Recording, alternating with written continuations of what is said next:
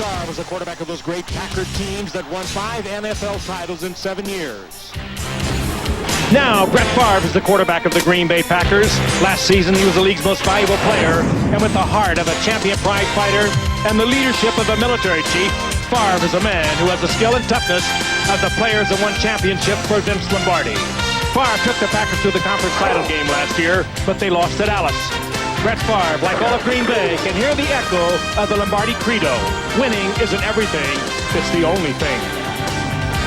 No one remembers who came in second or third, fourth. All they remember is who the Super Bowl winners were, and we came close. Not close enough. It's been nearly 30 years since the Packers won their Super Bowls. A third trophy would make Brett Favre's team a permanent part of Green Bay's championship tradition. The Philadelphia Eagles face the Green Bay Packers on ABC's Monday Night Football.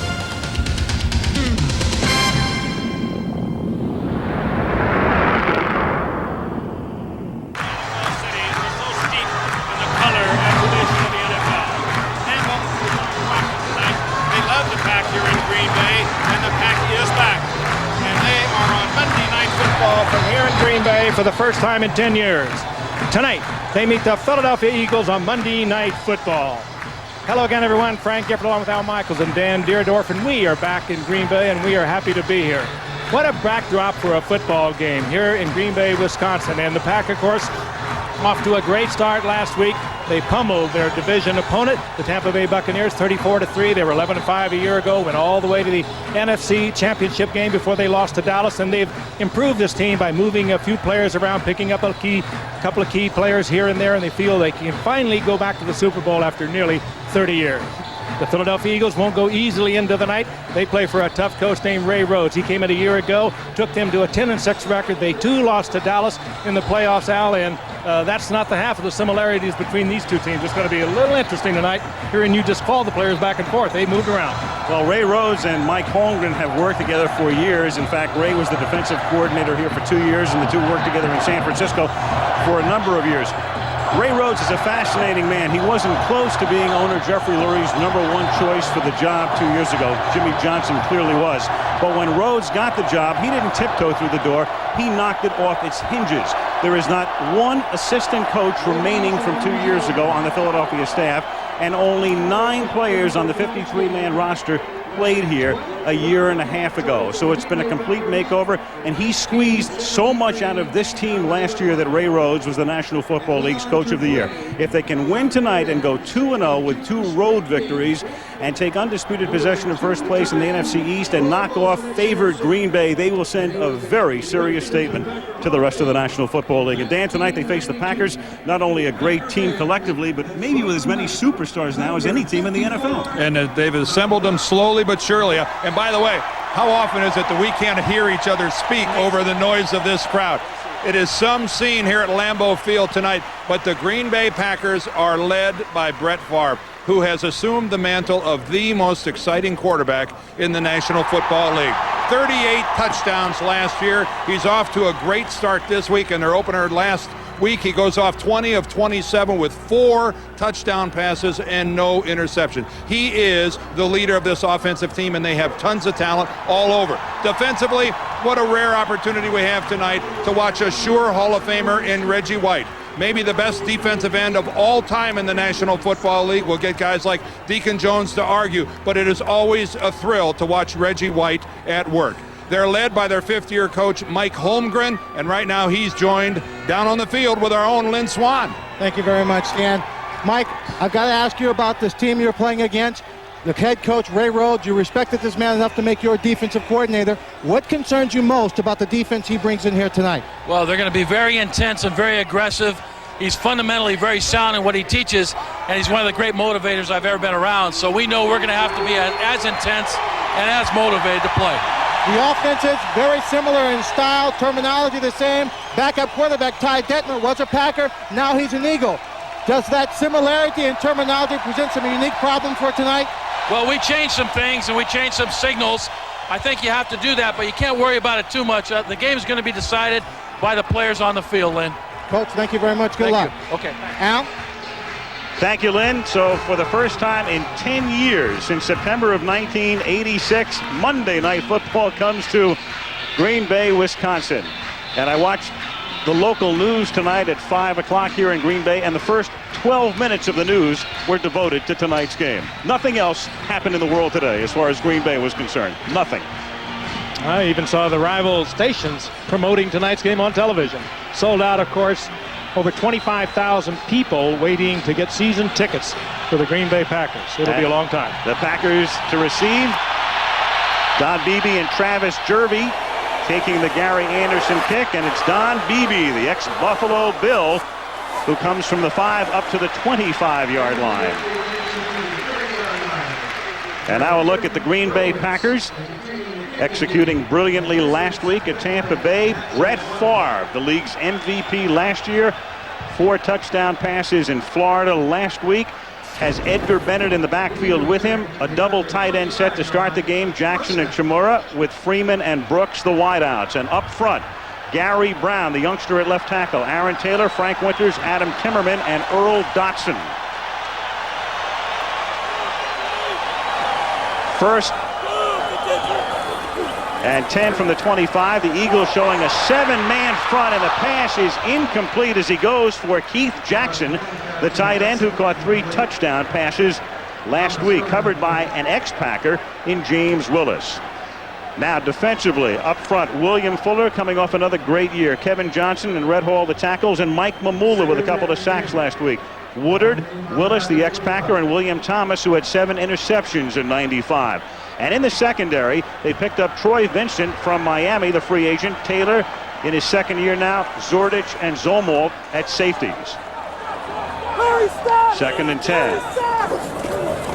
Out of a 2-back set, Favre with time, and his second pass is high, intended for Antonio Freeman. So Brett is 0 for 2. Troy Vincent, good tight coverage. 3rd and 10.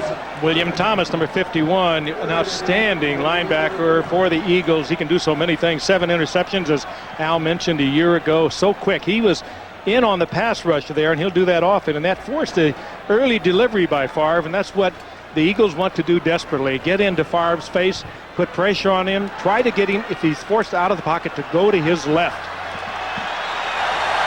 3rd down and 10 now from the 25-yard line. 4 wide receivers, all out into the pattern for Green Bay. Favre is 0 for his first 3, intended for Robert Brooks. So he aims passes in the direction of 3 different receivers, but doesn't connect, and it's 3 and out for the Pack. And he's over the top to all 3 receivers. All 3 of his passes a little high, and Frank, I think that's just a little excess adrenaline. As we mentioned, a long time since Monday night's been here.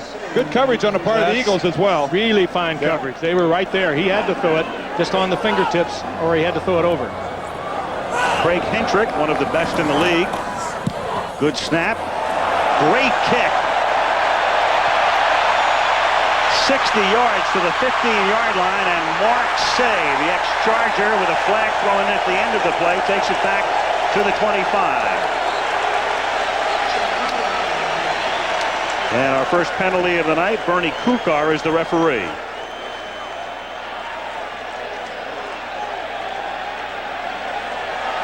And it's against Philadelphia. So Ray Rose will watch his team backed up even further. Illegal block in the back. Number 20 on the return team, on the run back. That's a 10-yard penalty. Brian Dawkins getting the penalty, the rookie out of Clemson. And now Rodney Peete, who was picked up last year as a backup and then supplanted Randall Cunningham early in the year. Ricky Waters and Kevin Turner in the backfield. Irving Fryer and Christy Jones outside, and Ed West, the longtime ex-Packer. Brooks, Panos, McKenzie, Holmes, and Cooper up front. Cooper, of course, will have his hands full all night against Reggie White. Penalty backs him up to the 9, and Rodney Peete slings it into the arms of Chris T. Jones. Loses the football. Green Bay has it.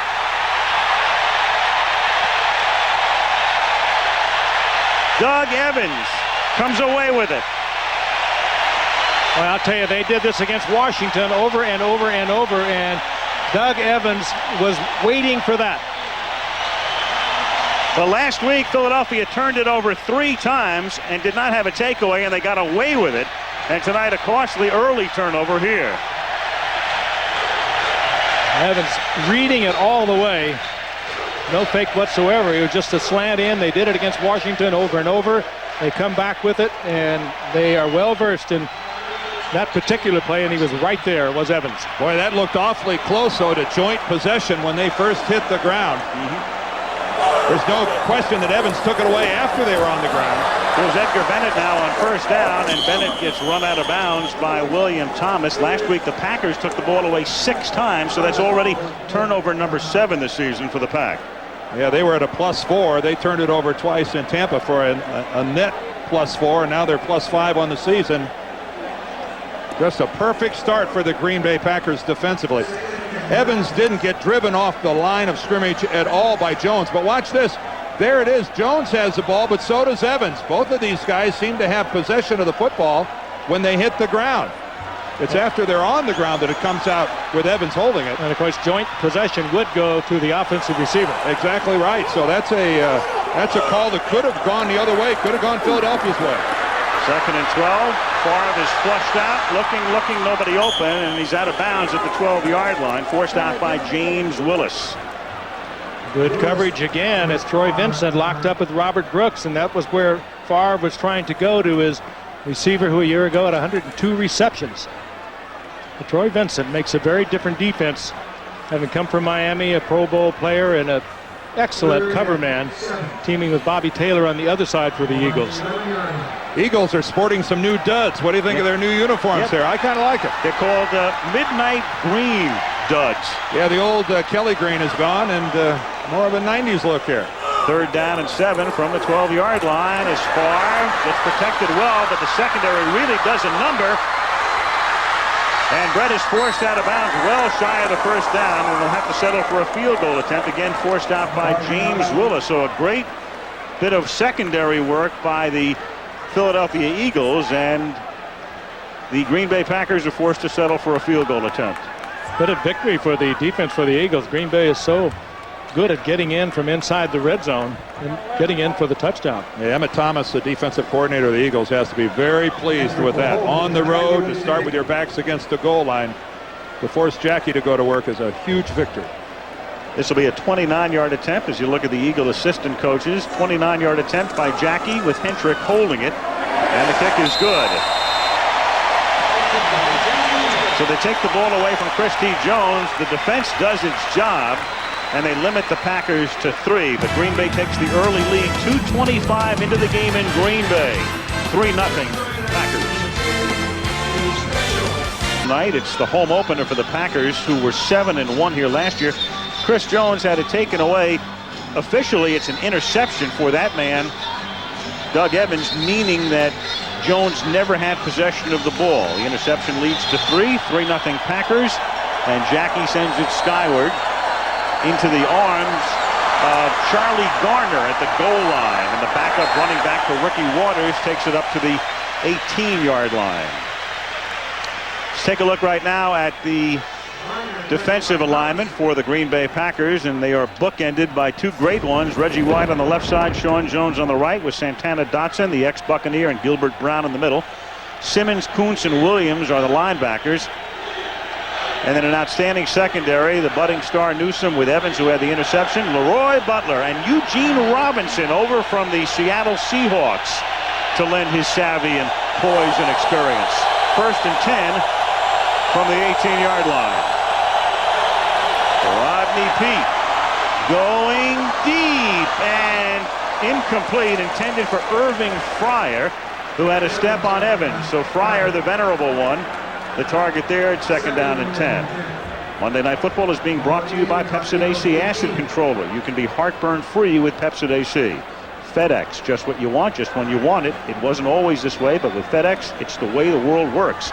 Cadillac and your Cadillac dealers. And Brewery Fresh Budweiser, who reminds you, fresh beer tastes better. That last pass was close, Frank. That was real close to being 7 points for Philadelphia. 2nd down and 10 now. And this is Ricky Waters And that's a quintessential look at his running style as he takes it to the 35, tackled by Robinson and Kuntz. Well, you saw Ricky covering up that football. He lost one, a key one, going in for 6 points last week against Washington. He's had problems throughout his career as a fumbler, and he had that ball covered up that time going through the line of scrimmage.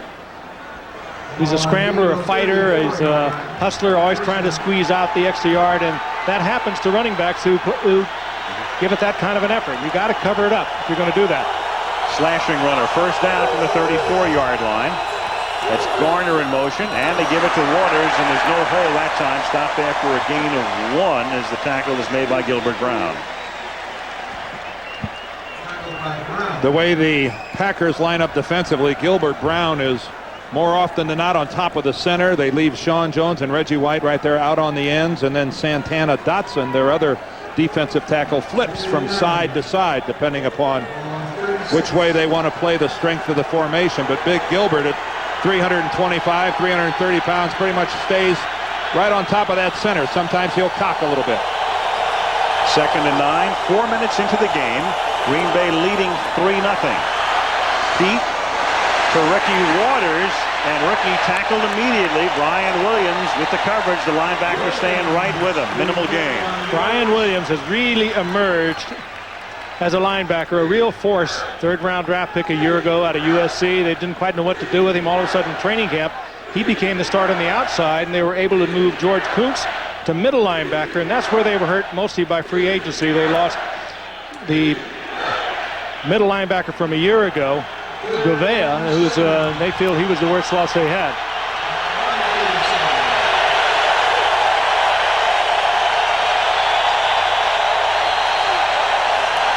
On 3rd down and 7.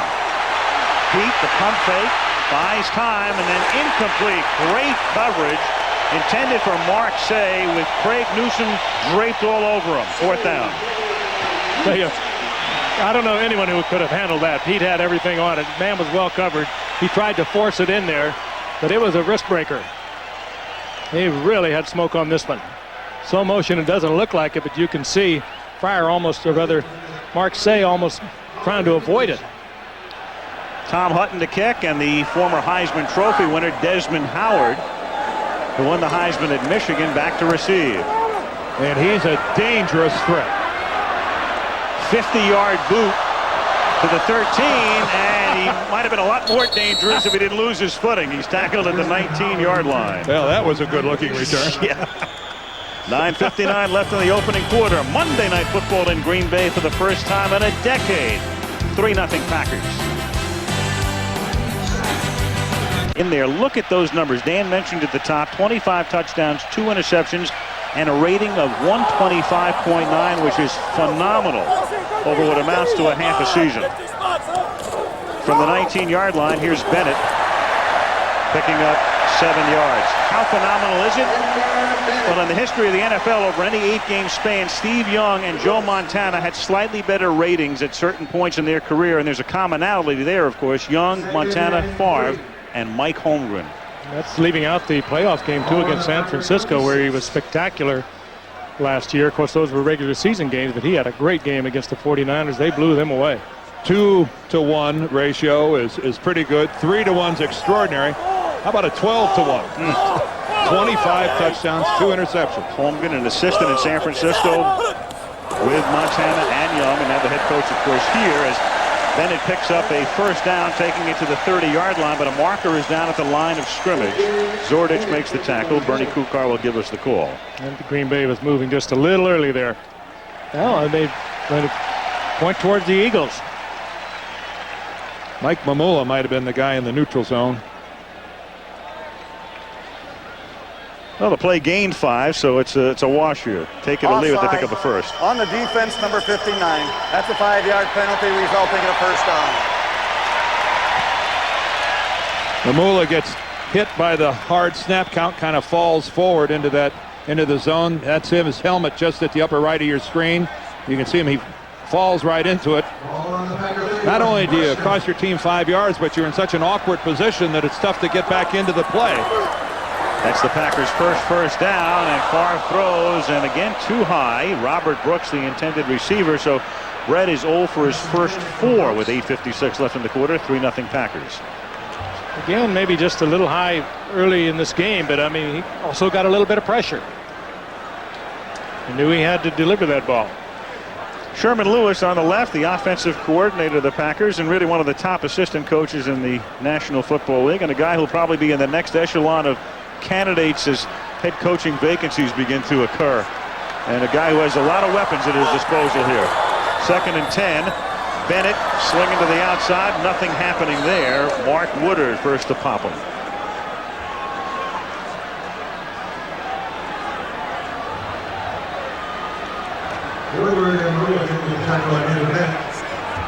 Ball at the 30-yard line. It'll be 3rd down and 11. Mike Holmgren in year 5 here had a chance to coach either the Jets or the Cardinals after the '89 season. He could have had either job.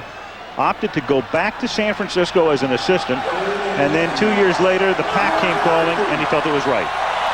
3rd and 11.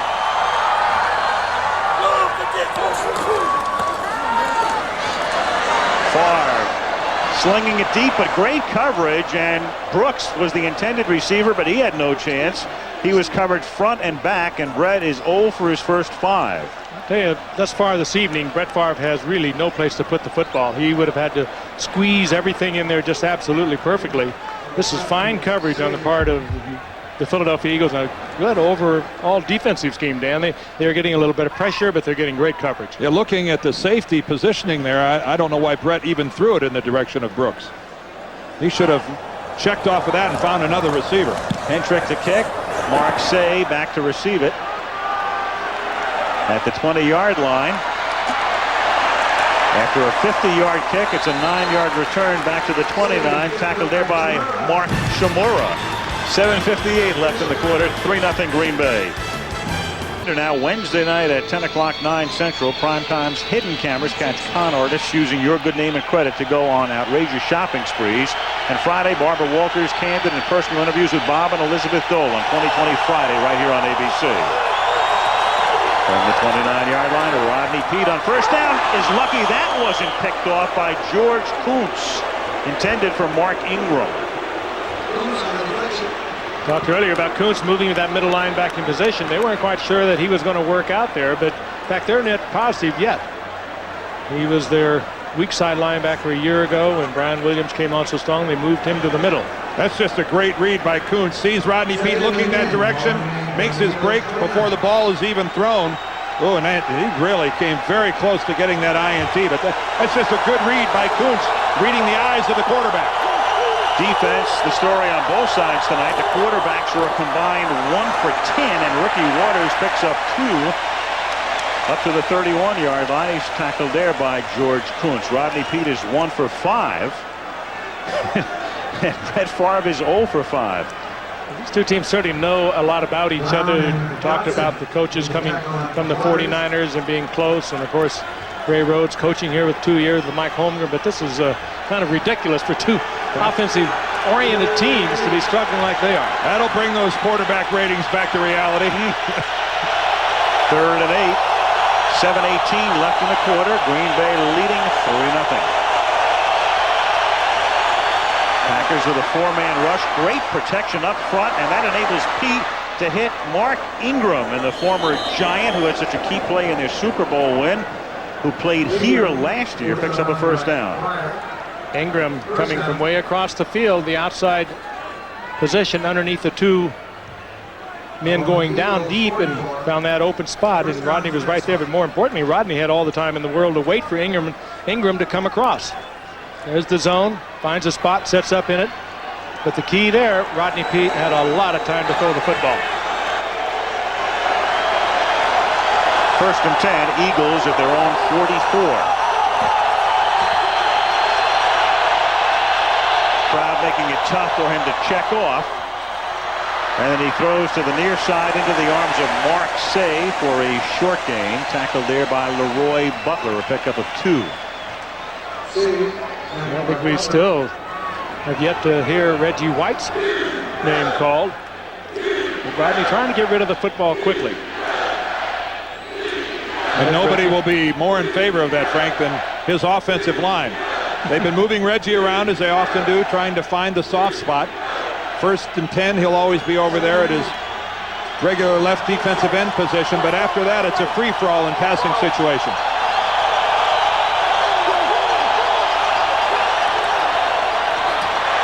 Heat on 2nd and 7, and Rodney has to pack it in and takes it up to the 50-yard line, where he's brought down by Santana Dotson, and it will be 3rd down and 4. Dotson, of course, plays inside Reggie White. Came over from Tampa Bay. Had a great rookie year and then kind of sloughed off a little bit. So came over as a free agent, but he is tough against the run. And also they expect to get a good pass rush from the inside on him. This time he kind of sets up, battles his man, slides off. He's very quick and makes the stop. 5:15 left in the quarter.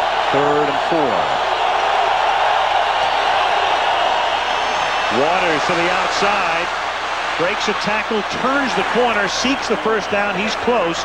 Tackled by Eugene Robinson, and appears to have the 1st down as they spot it just inside the 46-yard line. Dude, that's his trademark, Ricky Waters. What a great second effort. There are not a whole lot of backs who ever played this game would have got that 1st down. Well, defensively, it's just the way the Green Bay Packers wanted it. They had a man in position to make the hit. Evans, the cornerback on that side, was there, but Ricky Waters, he made him get nothing but air. New Ricky Waters. There's Evans, and he doesn't get it done. Ricky makes him miss, and Ricky gets up there and gets the 1st down. From the Green Bay 45, Waters over the left side for a gain of 2. And it's a loose ball, and Ricky, prone to fumbling, may have given it up again and has. Green Bay football, no play there. The play is dead at the 43-yard line. Brian Williams recovers for Britt Shermer's defensive unit. The 64-year-old defensive mentor applauds as Ray Rhodes has his team trying to regroup. And now he also has to try to regroup his running back, who once again gets a game started by putting the ball on the ground. He's got it with 2 hands there. Again, the ball's loose from Waters. Green Bay's football. After the fumble, Green Bay has it at the 43 as they begin the drive. Screen pass to Edgar Bennett. Good blocking. Picks up a 1st down into Philadelphia territory. Tackled at the 46 by William Thomas, and Ricky Waters with the exasperation written all over his face. Well, what happens when you start fumbling the football, and Ricky's been fumbling over the past 2 or 3 years, and a veteran player like Sean Jones is going to think, well, number 32's got it, I'm going to put my hand in there. Okay, let's take a look at Bennett again on this play. Good block out front by Aaron Taylor. His left guard, Frank Winters, his center. Alan Timmerman, his right guard, all out in front, leading that play. Just a well-executed screen.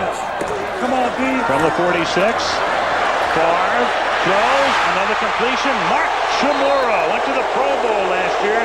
The tight end of the 26, choo-choo. The crowd chants, tackled by Brian Dawkins. That time, Brett Favre setting up a lot of time with a great touch. I started to say, when you get that reputation as a running back, you are going to attract a lot of veterans who are going to be reaching in there to get a hold of that football. Here's Chmura coming off the line of scrimmage. For a big man, he gets downfield very quickly. And more importantly, Favre had plenty of time. He set up. He had a lot of touch on this football. He didn't have it too hot. Made it easy to catch. Brett Favre, who was 0 for 5, now 2 for his last 2 on this drive. From the 27, little swing out into the flat to William Henderson, the fullback, who serves as mainly a blocking back, an occasional receiver. Tackled by Zomolk. It's a gain of 4. Next week, our first AFC matchup of the season comes your way from Three Rivers Stadium in Pittsburgh, where the Buffalo Bills, off to a 2-0 start yesterday, knocking off New England, take on the Steelers, who rebounded yesterday to knock off the Ravens after the opening day upset at the hands of Jacksonville. Bills Steelers next Monday night. Dorsey Levens in the game as the sole setback on 2nd and 6 now from the 23. And they give it to Levens, and he can't get out of the backfield. Tackled at the 25, setting up a 3rd and 8. Michael Zordich blitzing through. That's just a dead play. Nice call by Emmitt Thomas again, the defensive coordinator. Zordich blitzes right into the hole where they're trying to run. That's just a dead play from the very beginning. You just chalk that up. There's Emmett Thomas on the very left-hand side of your screen. John Gruden, their offensive coordinator, in the middle. Dick Jamieson, their running backs coach, on the right. A very busy Eagles press box right above us here. And Ricky Waters trying to keep that self-doubt from creeping in right about now. 3rd and 8 from the 25. A minute 45 left in the quarter, and the Pack on top 3-0 and looking for more, and far for Brooks into the end zone, touchdown. Next stop, first row. Oh boy, I'll tell you, a beautiful pick. A beautiful crossing pattern, and very close to something you could call offensively. Outside man making a drive inside. Brooks breaking behind him. It's a pattern, Frank. As you and I both, you see it a lot more at the goal line than you do at the 25-yard line. Consequently, you can get away with it a little more out here. I couldn't agree with you more. Favre, a lot of time, a lot of touch on it, but well executed. And I'll tell you, he did everything but catch that for Brooks. He's back. He's calmed down. It's a Green Bay tradition. Robert Brooks leaping into the stands.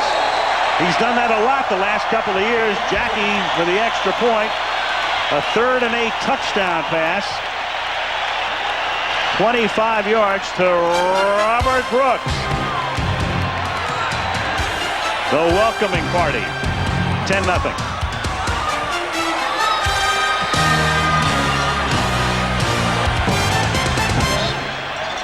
Here's for a Monday night game, and so far so good. Robert Brooks with a 25-yard touchdown reception. Craig Hentrick to kick off, and he sends it into the corner, but before it gets there, it's out of bounds, meaning it comes out to the 40-yard line with $1:35 left in the quarter. And let's take a look at what was a pick defensively here. Robert Brooks gets credit for the touchdown. Here's Brooks here, but Antonio Freeman, he'll drive to the inside, and he picks off both of the Eagle defenders. Brooks comes around to the outside, and it's wide open. Watch Freeman. There he drives to the inside. Bang, he's got both of those guys, and by the time they figure out what's going on, Robert Brooks has a relatively easy touchdown pass from Brett Favre. And a great time to call it down because they were in man-for-man coverage. Robinson trying to lock up and stay with Brooks. No chance. Everybody runs that down on the goal line. Not many people run it in the open field. Maybe more will. 1st and 10 from an 8-man Green Bay front. Pete's going to throw, and the pass is there, but out of bounds. Chris T. Jones makes the catch, but he was on the chalk.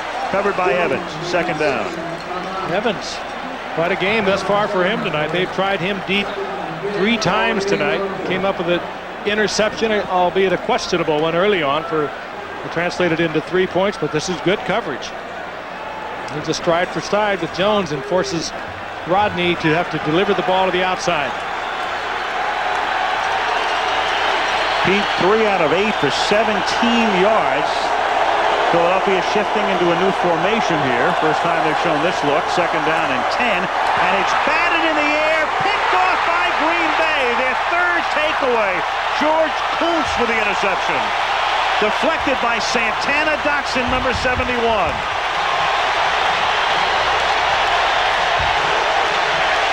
Well, Rodney Peete is not the tallest of quarterbacks. He sometimes has to throw between pass rushers.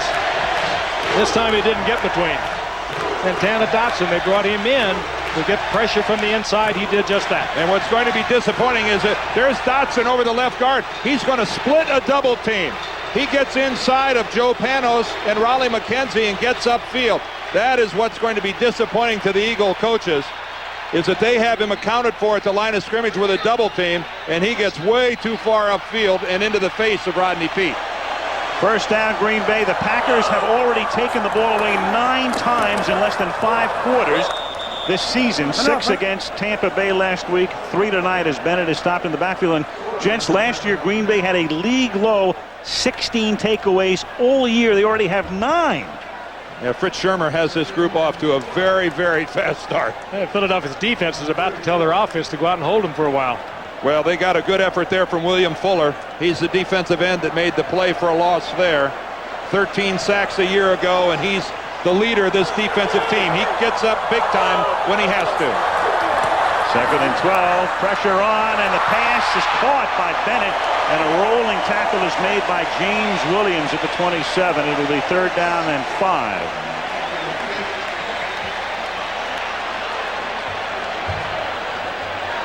.34 seconds remaining in the quarter. Bennett with a fine piece of concentration, looking that ball into his hand. I'd say that's a highlight catch. Packers do not have to run another play because the game clock is underneath the play clock, but Mike Holmgren says run another play here. Third down, a long 4 from the 26-yard line, and Favre throws, and it's dropped by Keith Jackson as the quarter expires. Period ends, but a good one for the Pack. 3 takeaways for Green Bay, and it's Green Bay 10, Philadelphia nothing. Monday Night Football back after this message and a word from our ABC stations. Green Bay, Al Michaels with Frank Gifford, Dan Dierdorf, and Lynn Swan as we start the second quarter. And on fourth down and 4, Chris Jackie will attempt a 44-yard field goal to try to give Mike Holmgren's team a 13-0 lead. Craig Hentrick puts it down, and Jackie, one of the very best, bangs it through. That would have been good for 54 easily. Well, the Eagles caught a break when Keith Jackson dropped that pass. That would have kept the drive alive. As it turned out, the Packers had to settle for 3, but they still lead 13 to scratch. Downtown Green Bay, hard by the Fox River on a beautiful Monday night. As Hentrick kicks off, and it's down in the end zone. 13-0. You know, gents, it's an interesting story. Last week we're in Chicago. We have the Sears Tower and the Hancock Tower. The biggest building, the tallest building in Green Bay is St. Vincent's Hospital, 10 stories high. Can you think of a better place for the biggest building in town to be St. Vincent's? St. Vincent of Lombardy? Yes. The Goodyear blimp, Spirit of Akron, with John Moran at the controls tonight, floating high above northeastern Wisconsin.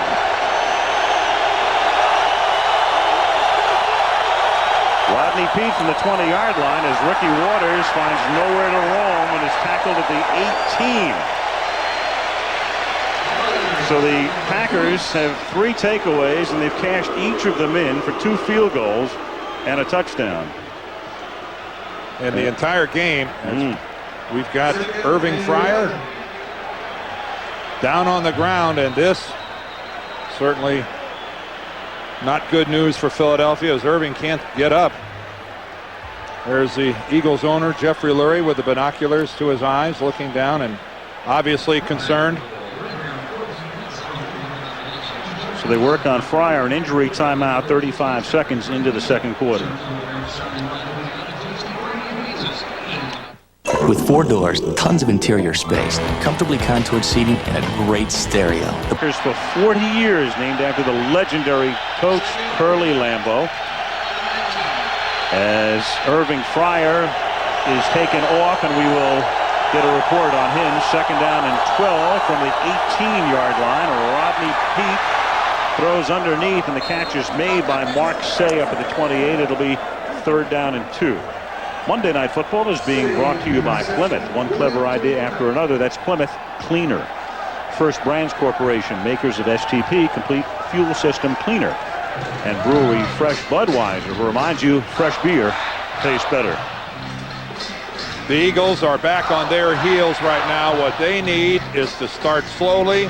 They need a first down, then another first down. They cannot turn the ball over to the Packers offensively right away. Put something together. This is a big first down for them. You saw them working on Irving Fryer's leg. Mark Say takes his place, third and 2, and Pete under pressure escapes, comes to the near side, and Rodney reaching for that first down and is just short of it. Remember, they started with a touchback, so the nose of the ball would have to touch the 30-yard line. Leroy Butler comes up to make the tackle, and he's inches short. That was a fine tackle by Butler coming up. Rodney Pete's a good running quarterback, and he knew exactly where he had to get for the first down. So did Butler. Butler made the play. Too early to think about going forward here. Oh no, not at this end of the field. But all too quickly, the Eagles and their defense are going to be back out on the field. The left-footed Tom Hutton to kick to the former Heisman winner, Desmond Howard.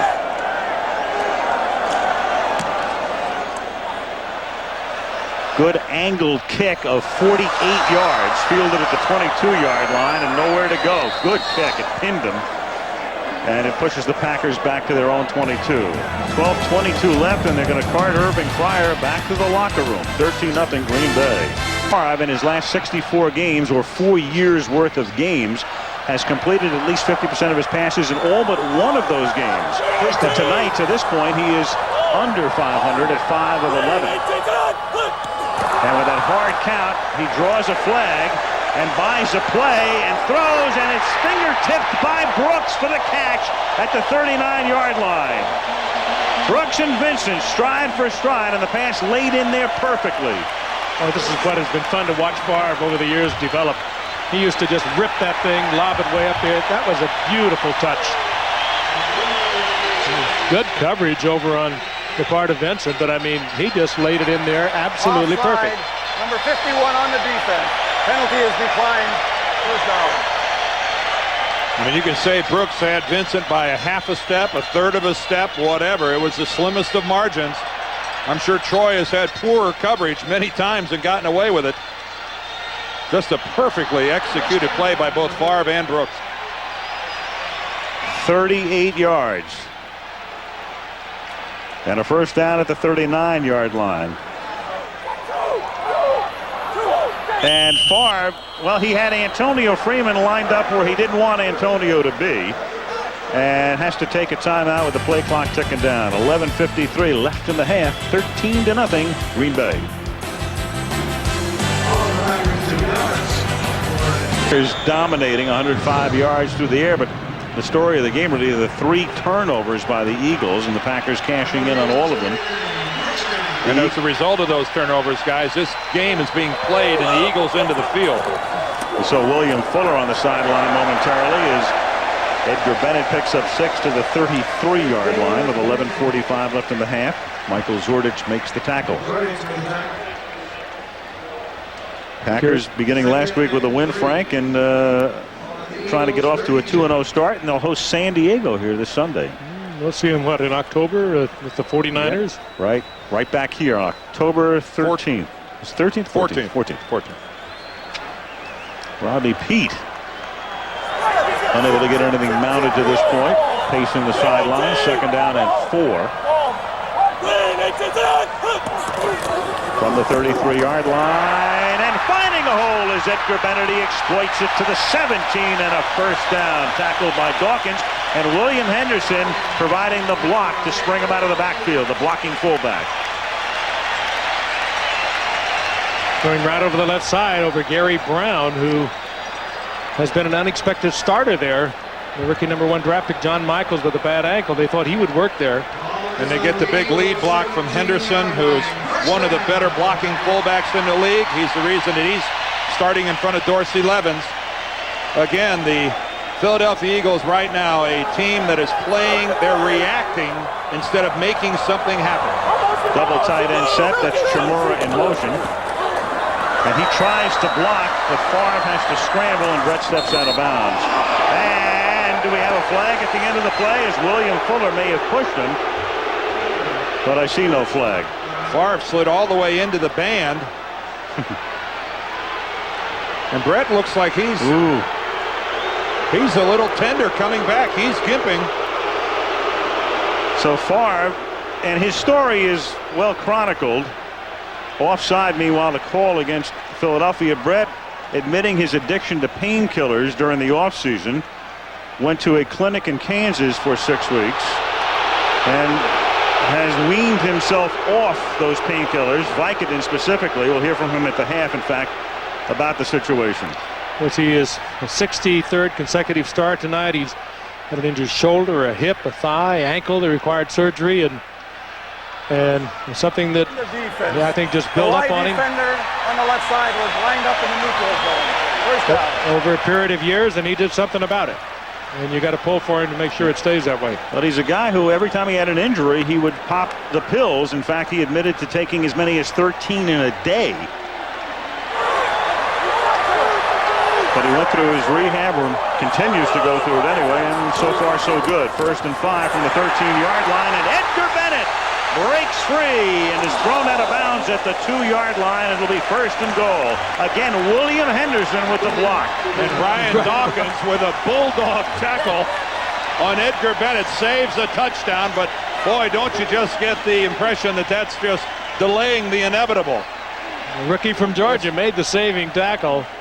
2nd round draft pick. They'll probably get on Bennett when they look at the game films. Let that rookie stop you short of 6. Again, you saw the block by Henderson, and Edgar Bennett to this point hasn't been touched. Dawkins is the first Philadelphia Eagle to make contact with Bennett. And again, tremendous blocking on the left side by Brown and Taylor and Winters. Bennett and Levens out of the eye, and they fake it to Levens on 1st and goal. Favre just throws it away. A little shovel action to nobody in particular as he gets hit by Sylvester Wright at the end. Yeah, but he saved a couple of yards by the incompletion rather than loss. Again, Brett Favre ends up over by the band. He's trying to get in that band, isn't he? Maybe he ought to consider rolling out the other direction. Came close to being a grounding call there.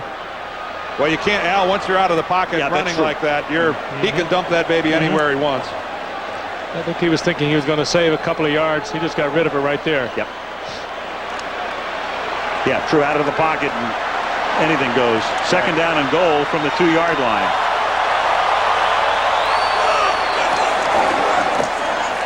Levens, touchdown. Hey, go where it's been good for you, right back to that left side. Dorsey into the stands. That's a new tradition. They started it a couple of years ago.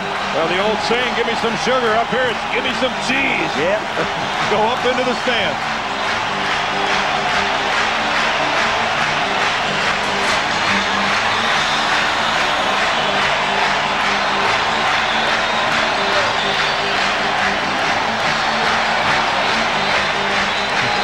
Aaron Taylor and Frank Winters, they're on the right side with the good double team.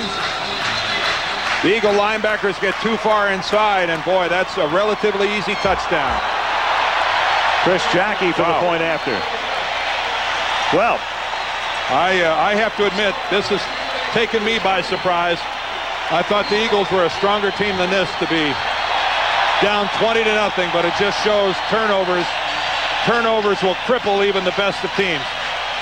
And particularly going against a team like the Packers. Once they settle down, once Brett Favre settled down, they have played rather flawlessly. Well, Jeffrey Lurie, the Eagles owner, doesn't like what he has seen. It's been all Green Bay. Levens, who caught a touchdown pass last week, the only one not caught by Keith Jackson, scores here with 9:20 remaining in the opening half. And this has become a real tradition here in Titletown. Up into the stands. You know, I'd have tried that as a player, Frank, and I wouldn't have got off the run. I'd just run into that wall.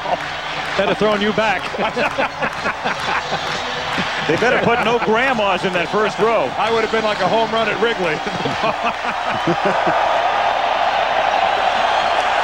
Hendrick sends it to the 5-yard line. Charlie Garner back up to the 25, and the Eagles will have to regroup now with Rodney Peete, and they are in dire need of a long and effective drive, because tonight they've coughed it up 3 times, beginning early on when Rodney Peete threw to Chris T. Jones and Doug Evans was able to wrestle it away for the interception. That led to a field goal, and then a Ricky Waters fumble here. Sean Jones extracts the football. Pack recovers, and that led to a Brooks touchdown. And then this deflection by Santana Dotson led to a Kuntz interception, which resulted in a Jackie field goal to make it 13-0, and it's now 20-zip. First down, Philadelphia from the 24.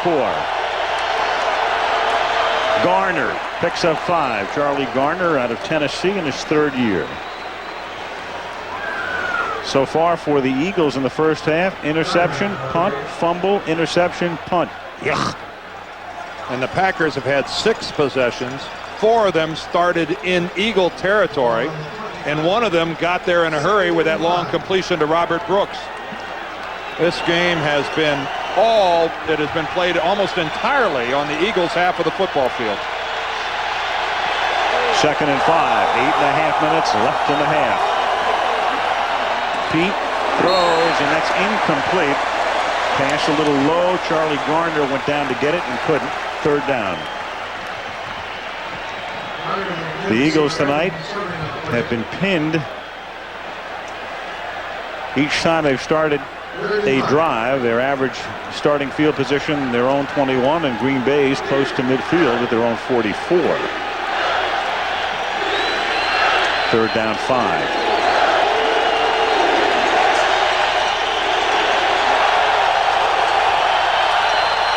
Four-man rush. Pete throws. That's deflected and incomplete off the hand of Chris T. Jones. 4th down. Rodney with a little bit of pressure, and again he had an awful lot on that. Could have been handled, but it would have been a very good catch. Yeah, Jones is open. Looks like a pretty high percentage play, Frank. Just a simple crossing pattern. You don't see it in slow motion like this, but that had a lot on it. Like I said, you could have handled it, but it would have been a good catch. Tom Hutton to boot it. The kind of catches you have to make, though, when you're down 20-0. Desmond Howard back to run it back.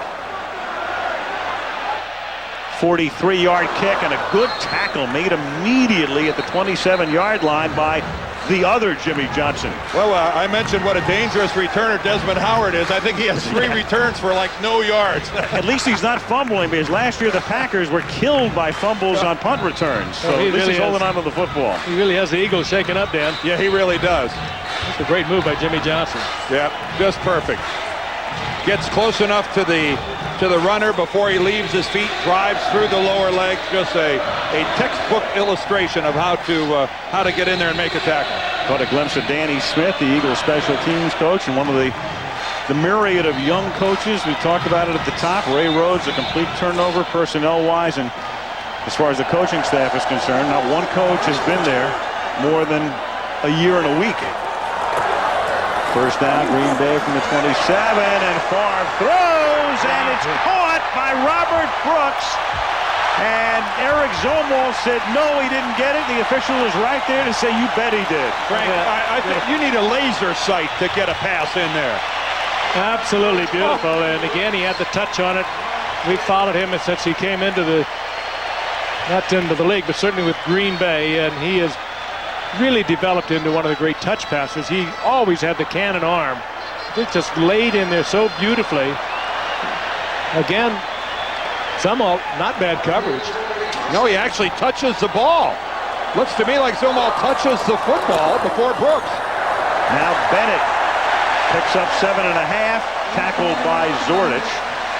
And the Packers putting on a clinic, and it's Monday Night Football, and when you do this and your peers are watching, they are making a major statement right now. Yes, they are. Especially when you consider this is a game in which the court... Yeah, Zordich touches that football. Zomwalt, rather, touches that football before Brooks does. And look at... That ball never touches the ground. If that ball at any time touches that ground, Robert Brooks never had control of it. 2nd and a deuce. And Bennett through the air and on the ground. It's all Green Bay to the 24-yard line. Well, Mike Holmgren half-kiddingly said, I don't want to hear the words Super Bowl. Well, he may not hear them from the players, and he may not express them to the players, but this team right now is clearly one of the creme de la creme teams in the NFL. He can't find us, can he? No. We can talk about it all we want. They're sure talking in Green Bay, too. They're talking it around the league, too. They're a good, solid pick by a lot of people to go all the way, and they should. I mean, look how close they came last year, and they're a better football team. Keith Jackson, a tight end. They've helped themselves defensively.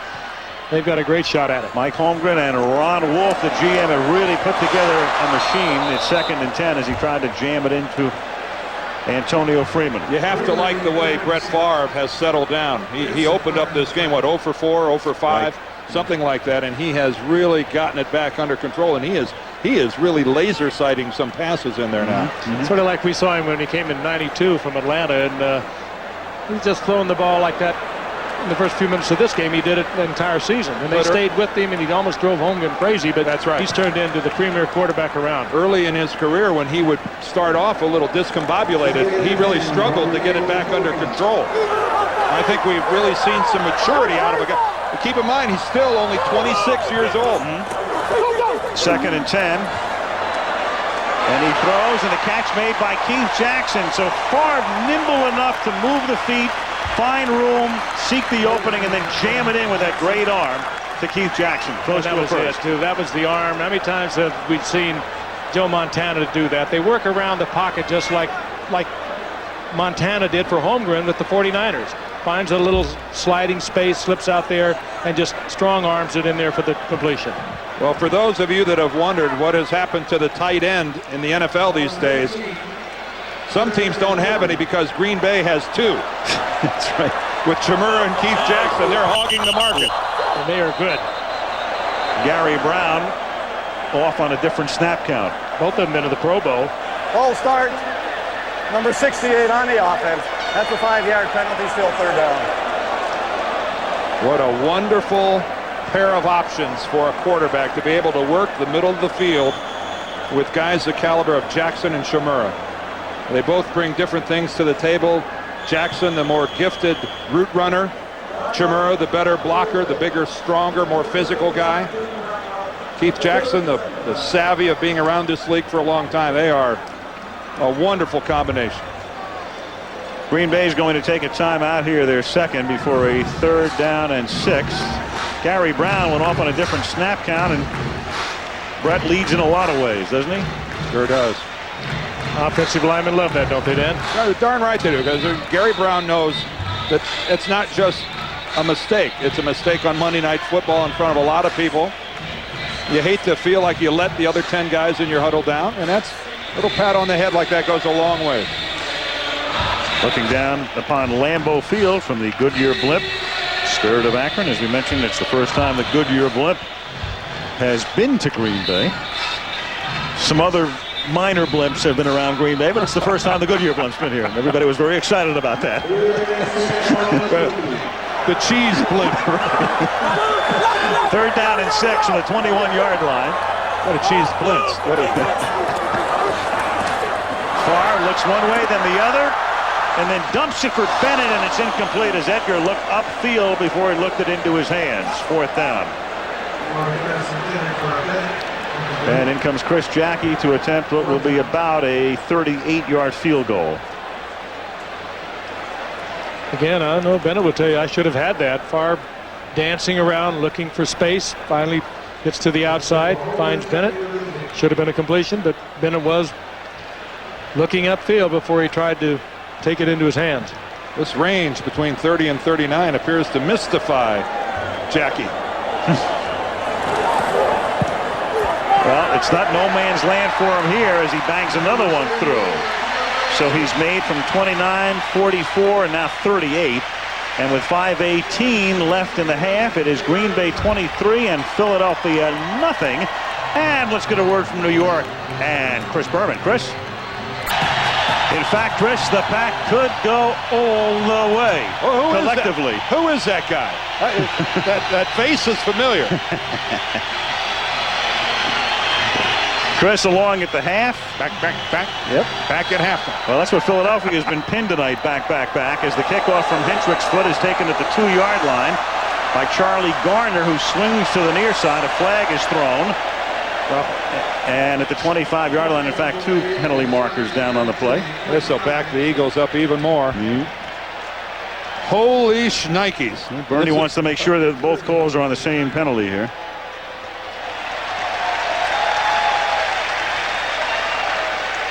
Well, the last time we did the Philadelphia Eagles, they were doing this to the Detroit Lions. We saw them in the playoffs last year at the Vet in Philadelphia, and they were putting this kind of a hurting on the Lions. Number 87 on the return, team on the run back. That's half the distance of the goal. First down.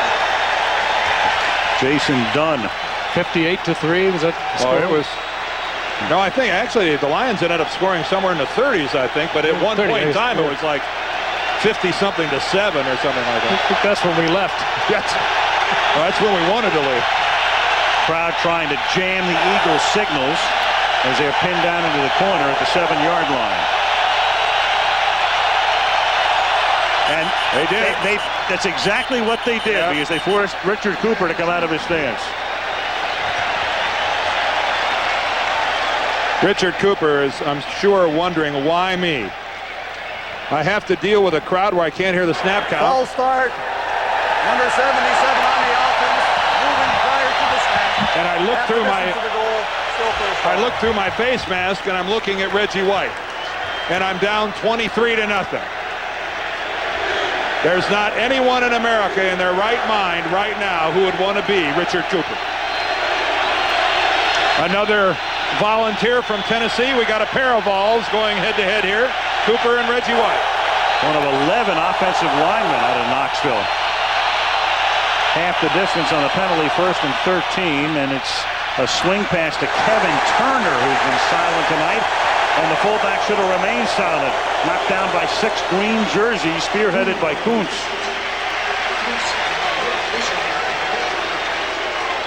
And not midnight green, the forest green. Yes. Well, they have thirsted for a championship team here in Packerland for a long time. 1967, I think, the last time that the Packers were NFL champions, and they feel it. They sense it here. They think this 96 edition might be the one to bring it back home. Favre telling the crowd to keep it up. 2nd down and 9. Pete throws and finally finds an open man. That's Chris T. Jones. The T stands for Todd. He is a first down at the 26, and he put the T in there because there was another Chris Jones when he was playing at Miami, so he became Chris T. Jones. Big receiver that really is learned to come over the middle awfully well, too. There he is. Out of Miami. The other Chris Jones, by the way, he's the famous Chris Jones now, Chris T. The other Chris Jones, I think, just got picked up by Hamilton in the CFL. And Irving Fryer is back in the game. Well, that's good news for Philadelphia. Well, it really is. And Al, ever vigilant on the CFL waiver wires. That's really nice. Yes. Al. Yep. Man. That's what happens when you scour that archetype in the newspaper these days. All the junk that stays in your mind. From the 26-yard line, look out! Santana Dotson buries Pete. That's what they brought him in for, to bring that pressure from the inside, so Reggie White and Sean Jones are not going to be constantly double teamed, or if you do double team them, they're going to pay the price from inside with Santana Dotson. He just works the outside shoulder of Lester Holmes, the right guard. 73 is Holmes. There goes Dotson right around him. Holmes gives him that outside shoulder and can't do it. Oh, and some of the not so frozen tundra on the face mask of Santana Dotson. Timeout is taken by Philadelphia.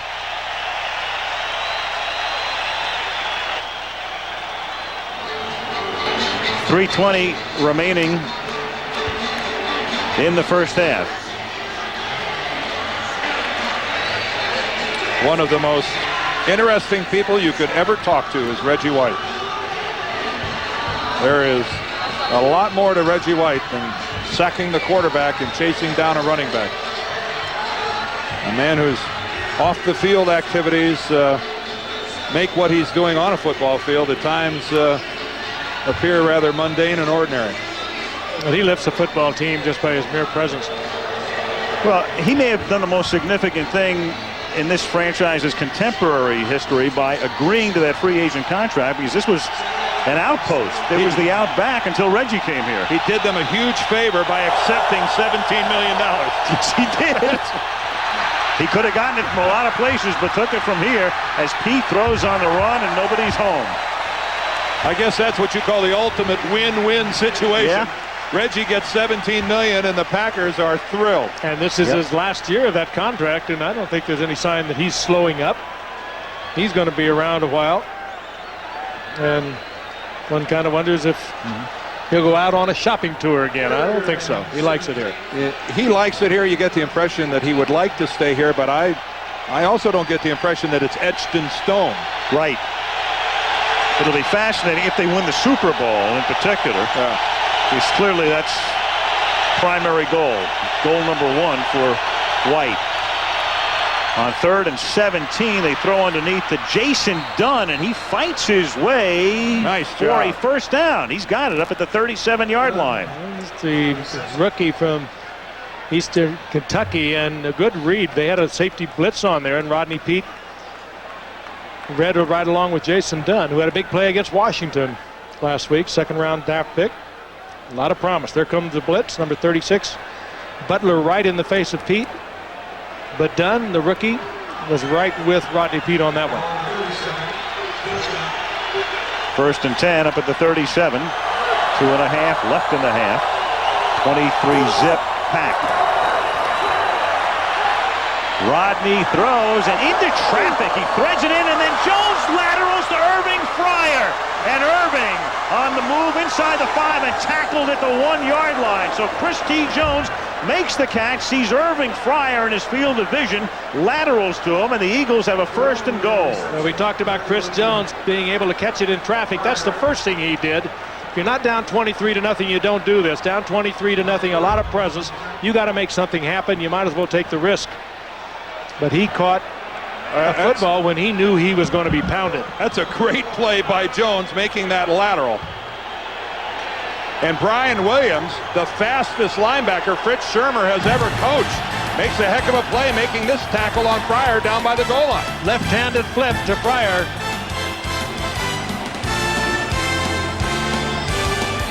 Back in it, and it's vital they score a touchdown here. 1st and goal, down by 23. Just 2 minutes to go. Anything positive to build on. Waters, and that's a positive. He's in for 6. Ricky finds the opening as he slithers to his left. Touchdown, Eagles. Did he put a good move to the inside? Ricky Waters with those incredibly quick feet. They're going to go for 1 here. You have a situation where you had 3 touchdowns and 3 2-pointers. That give you 24 points. I guess they're thinking the odds of doing that are slim. Right.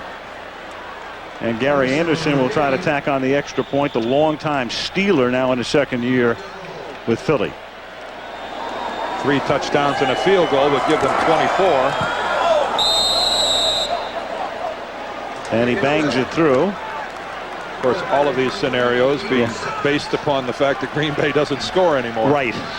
One of them, I think, they considered it late in the first half. If they don't get the 2 points, it's a letdown going in at halftime. Well, now comes a situation where clearly what the Eagles have to do is stop the Packers here. Yes. They wind up scoring fortuitously, converting on a 3rd down, and then the trick play, and they get the touchdown, and then to give that back up might spell curtains. Try and slap the ball out of there, get the turnover. Yeah, I don't going for it. I don't think we can expect Mike Holmgren and Brett Favre to be conservative on this possession either. Well, Dan, your Michigan boys, number 11 in the country, go to Colorado. That is our feature game this week. Northwestern tries to rebound against Duke. BYU, Washington, and Iowa State, Iowa. Regional college football this Saturday at 3:30 Eastern. And 12:30 Pacific time right here on ABC. With the Maize and Blues strapping on a big load there with the Buffaloes. Yeah. That's a good game. Very good game. Colorado, one of the most talented teams in the country. Tom Hutton to kick off, and it's a short kick. And it's caught at the 16-yard line by Don Beebe, the longtime Buffalo Bill. Nothing but white shirts in his path, and he gets tackled at the 25-yard line. Bobby Taylor is there. Eagles, 7 plays, and they started at their own 7-yard line. Cashing in. Big play on that drive. The 1st down completion to Jason Dunn, the tight end, that kept that drive alive. 3rd and long, and he ends up converting it by about a yard to keep that baby going. And you're right, Dan. The pressure really on Philadelphia's defense to go in at halftime with the Packers not putting any more points on that board. From the 25-yard line. Green Bay has just 1 timeout left as Favre throws, and the pass is errant, intended for Mark Chmura, 2nd down. Mark Chmura went to the Pro Bowl last year. Very intelligent fella out of Boston College. Good guy. He's really developed, and he has been here as long as Holmgren, so he has watched the evolution. But there's only 3 players remaining on this Green Bay Packer team that Ron Wolf took over in December back at 91. Only 3 players in 5 years. 2nd and 10. Favre throws, and Chimura in traffic makes the catch and gets rustled down up at the 36-yard line by Brian Dawkins, and Brett will go without a huddle. Yep. If that was an incompletion, then they'd have to worry about giving the ball back over to Philadelphia. Now it's, here we go, we're coming after you. He's chased, and he dumps it to Bennett, and Bennett gets taken down after a minimal gain by Troy Vincent. And it'll be 2nd and 9 Brett with a takes buck the 16. timeout. Yeah, their final one. Well, we talked about the Packers and the tradition, of course, and probably the most memorable game, at least equal to it, in the history of the NFL. And Frank, you broadcast this game, the Ice Bowl, in '67. 3 seconds to go in the game. Vince Lombardi decided rather than tie it up, we're going to win it right here. And it was a good thing he did, because a lot of the players had a lot of frostbite. I remember waking up that morning at the Northland Hotels. Guys, I got a phone call that said, "Good morning, Mr. Gifford. It is 8 o'clock. It is 23 below zero." One of the most famous blocks in NFL history, the double team by center Ken Bowman and Jerry Kramer. right guard Jerry Kramer. And you didn't ask for the windshield factor? Well, no, they gave it to me. 50 okay. plus, they Okay. said. Minus 50 plus. 2nd down and 9, and the pass is underthrown. Keith Jackson, the intended receiver, covered by Willis, and Mike Mamula put the pressure on Favre that time. 3rd and 9 upcoming. 1:10 remaining, first half. You're here on an absolutely perfect night like tonight. It's hard to imagine it could actually be that cold here. Hope it's not by morning. I was doing the game with one of our dear friends, Jack Buck and Sure. Ray Scott. Tommy Brookshire was here, and they played that game in record time. Oh, I bet they did. 11 minutes. Then you're, I think Jack told me one time he had some fortified coffee and it froze. 3rd down and 9. Pressure on Favre, but he escapes and hits Keith Jackson. Another big 3rd down conversion, and the Eagles still won't get the ball back. 18-yard pickup, and again he converts, does Favre, and clock stops with a $1:03 remaining. And we talked about a combination of Chimura and Keith Jackson. Keith Jackson with great years at Philadelphia and then 3 years at Miami. And when he was traded up here last year, he just didn't want to come. And he didn't come until after, what, the 7th game. And this year he was right on time, reported to camp. 3 touchdowns a week ago for them. Favre, pressure, dumps it off to Bennett underneath. He swings to the outside, but good pursuit by the Eagles to knock him down at the 41 and keep him in bounds to keep the clock going. Again, the Pack out of timeouts. You know, it's just another play, but what a wonderful illustration of Favre's mobility. 2nd and 5. He goes to the sideline, and that's incomplete. He was trying to hit Brooks and stop the clock at the same time. It does neither. 3rd down. A reminder coming up at the half. Chris Berman with the highlights from New York, and last night we had a chance to talk to Brett Favre, who discusses the addiction, the painkilling addiction, the painkiller addiction that he admitted to, got treatment for. And of course, when you say got treatment for, it's not in the past tense ever, I suppose. It's a continuing treatment for the rest of your life, in effect. As with any addiction. They need to move this ball about 10 yards. Chris Jackie's career best is 54 yards. 3rd and 5, and it is caught at the 21 by Freeman for a first down. Antonio Freeman, and now clearly in field goal range. And Frank, I would call that a pretty good illustration as to the strength of Brett Favre's arm. Had it right on a string, perfectly thrown. Doesn't need to set up, doesn't need a long stride into the ball like a lot of quarterbacks. Perfect delivery. Look at the tight spiral. That makes it so easy to catch. 31 seconds and no timeouts, and he throws into traffic, and somehow he threads it into Brooks. Goodbye. Hello, cheeseheads. Oh, wow. You should not be able to throw the ball that well. 3 defenders there. He put it the only place you could put the ball for the completion.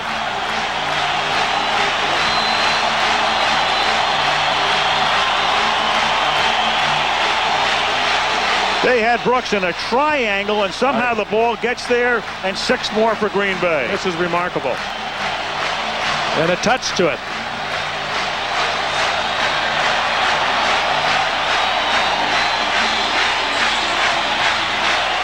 .26 seconds left in the half. So Philadelphia scores to get back in the game, and Green Bay says, take that. You have to think that same coverage, exactly the same coverage by the Eagles, 9 out of 10 times, or maybe more, Frank, is going to result in an incompletion. That's just not that bad a coverage. Well, they had the Pack's #1 receiver double covered, and they were getting help from the inside. You can't expect much more. The defense they called was perfect. It was just a brilliant touch by somebody who was so confident in his own ability. The safety has got to make the hit that knocks the ball loose. You can see that second hit applied by Troy Vincent as he comes over is just a little late to knock the ball out. Of course, Vincent just a little late getting in there. But again, you just can't overemphasize what a perfectly thrown pass by Favre. Vincent, Zordich, and Wilburn all in the neighborhood, but they were evicted. Well, Mr. Rhodes' neighborhood will not be a good place to be at halftime. Squib kick. Garner brings it back to the 31. Ray Rhodes can peel paint off a wall with the best of them. I mean, I guess Mike Ditka could peel it better than anybody in the 80s. And Rhodes can do it in the 90s. He can do it by looking at it. Yes, he can. Yes, he can laser it right off the wall. I guarantee you, this Eagle team will not come out and lay down the second half. No, but you know something interesting about Ray Rhodes. Sometimes when you're getting it put to you this badly, yelling doesn't do any good. Sometimes you let your team know that you support them, that you're with them. You know they're having a bad night. You also get the point across that this type of performance in the second half isn't acceptable. We haven't had that kind of performance in the first half since '87 under Buddy Ryan, as the catch is made by Kevin Turner with 16 seconds remaining in the half. And how many players on this team, Al, played for Buddy Ryan? 0. Isn't that something? It's incredible. The amazing thing, too, I mean, Richie Kotite is there in December of '94, and there are only 9 guys, 9 out of 53 left from Kotite's team. It is Ray Rhodes' team. Although I'm not sure he wants to claim it in the first half. You couldn't get a makeover like that if you went to Elizabeth Arden every day of the week. I mean, he just came in and totally cleaned house. And that's almost picked by Evans, as Chris T. Jones was the intended receiver. 2nd and 10.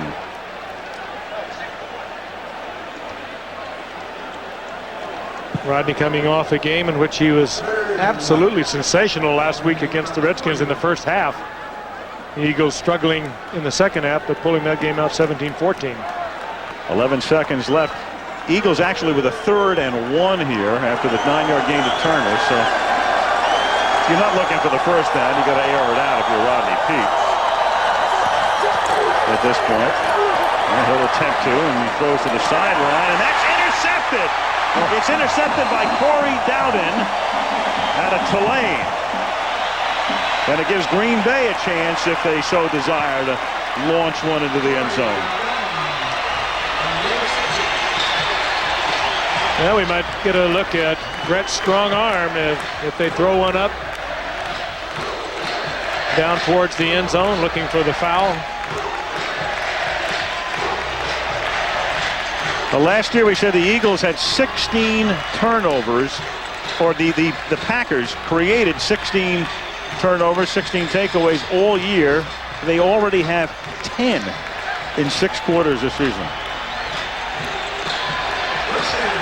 That's Ty Detmer, who was with the Green Bay Packers for several years, came to Philadelphia this year. Oh, look at that. Look at that arm. He's going to launch it. Looking for Freeman. Tip, and almost caught by Beebe. Beebe almost caught it. You know, he threw that ball about almost 70 yards. And not only did he throw it 70 yards, but he threw it exactly where he wanted to throw it. I was hoping they'd do that. I just wanted to see it. Monday Night Football has returned to Green Bay for the first time in 10 years. And it's Christmas in September for this crowd. What a half. That easily could have been a touchdown. Right into the chest of Tom Beebe. 30-7 at the half. Back we come after this message from the NFL and a word from our ABC station. right as Pete gives the ball to Ricky Waters, who picks up about 3. It'll be 2nd and 7, and Reggie White and a former teammate, Ed West, get into a little pushy-shovey. West played here for a lot of years. Let's get a word from Lynn Swan. Lynn? Well, I talked to Ray Rhodes, and of course he talked about making the right adjustments on offense and defense and stopping the bleeding, which means you stop the turnover and put more than a Band-Aid in the Green Bay Packer offense. But he said what his team had to do on offense, since they had the ball first to score, he said emotionally they needed to get back in this ball game. Al? All right, Lynn, so we'll see if they stay in what would be their game plan. At least they began this drive by running the ball, and now they'll go to the air on 2nd down and 6, and they swing it out. And a pass to Garner, and he's out of bounds, shy of the first down. It'll be 3rd and a long 2. Eagles using a lot of Charlie Garner in the backfield with Ricky Waters, both good receivers coming out of the backfield and both capable of giving you a big play, and they certainly need one. Charlie Garner averaged over 5 yards a carry a year ago. Green Bay leading 30-7 as the Pack tries to go 2-0. 3rd down and 2.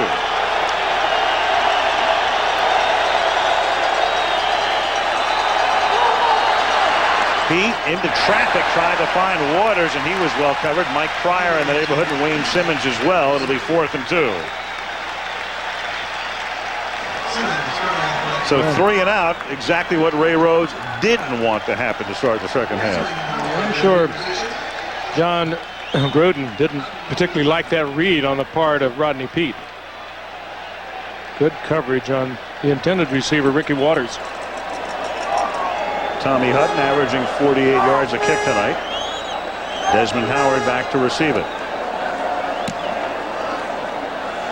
An angled kick and a beauty, 53 yards to the 19, and the Heisman Trophy winner from Michigan runs all the way across the field, breaks loose, and has to get by Hutton, which he does, and gets run down at the 33 with a flag down all the way back at the Green Bay 28-yard line.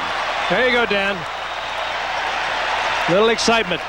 Yeah, but it's coming back. Yeah, he's certainly a talent that can do it at any time. He ran one back in the preseason. It really kind of cemented his spot on the Green Bay roster. Illegal use of the hands going to bring it back, but Desmond was a guy that very much on the bubble here with the Packers. Ran a punt back, kind of gave a glimpse to the coaching staff of what kind of excitement he can bring. Illegal block in the back. Number 25 on the return team on the run back. That's a 10-yard penalty. 1st down. He said 25, but that was Dorsey Levens. I'm quite sure of that. No, Levens could be, yeah. A guy that participates on special teams. See if we can catch it here. There's Levens. And there is the block in the back. I think have to have that head in front. You sure do. Here's a better look at it on Zomalt. And yes, that's quite definitely a block from behind. Now the Pack from the 18-yard line. 13-18 left in the 3rd quarter. Green Bay up by 23. And they begin with Edgar Bennett exploiting a big hole. The 25 behind a William Henderson block. And gents, the last time we saw the Eagles was in that wild card playoff game where they annihilated Detroit. They led at the half to the Eagles 38-7. And here it is 9 months later, and they're down 30-7. And what we're seeing, I think, is a continuation of a trend by the Packers of when they want to run the football, they're running it right at Mike Mamula, the very active but undersized defensive end, and they're getting good blocking by Gary Brown and Aaron Taylor over on the left side. And they're making some mileage over there.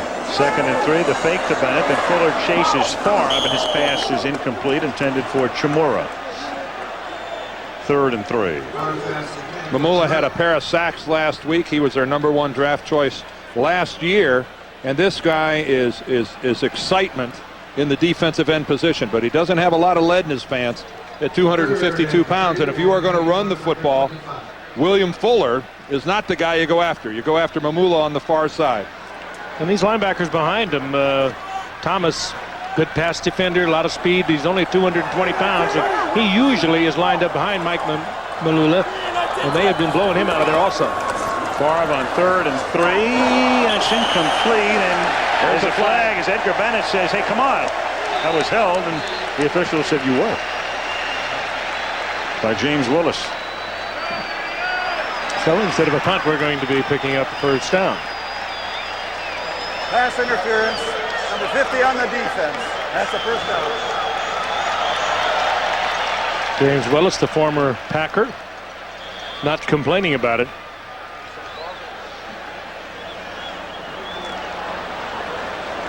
Right behind the official there, number 50. Let's track him as he comes on across. I would think so. Yeah, from that angle, you could see Brooks move.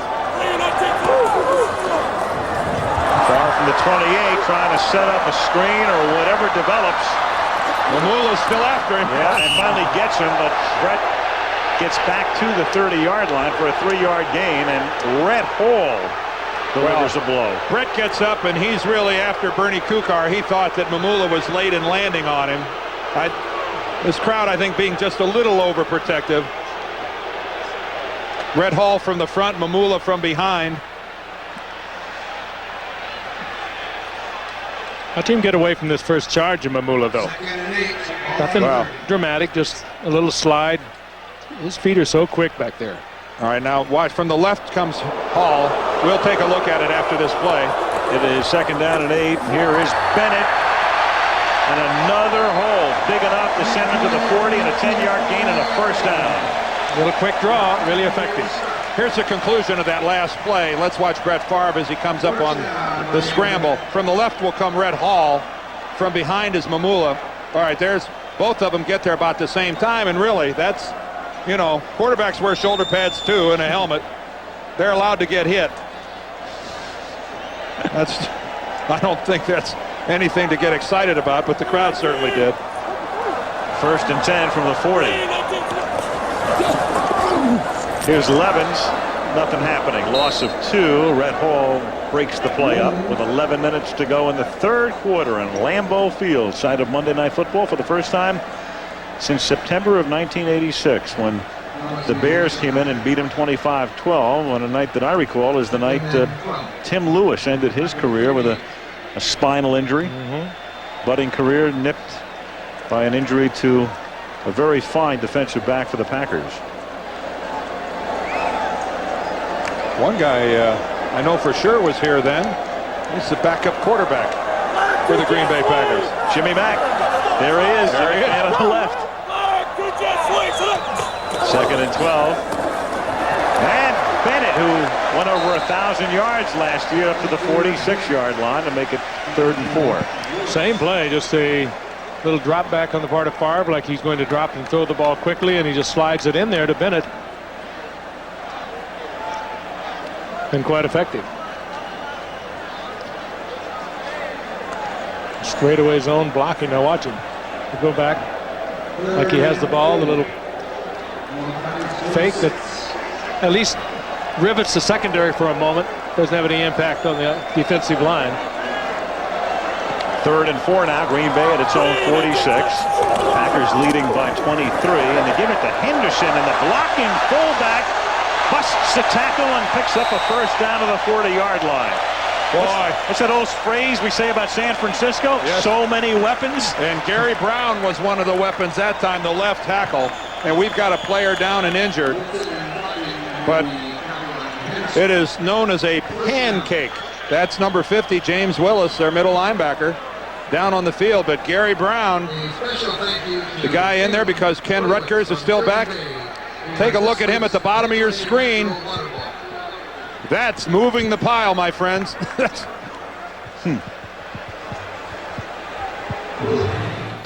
James Willis walked off. He's just stretching it out right now. He's you just come back and see that shot, you think there's a problem, but he walked off under his own power.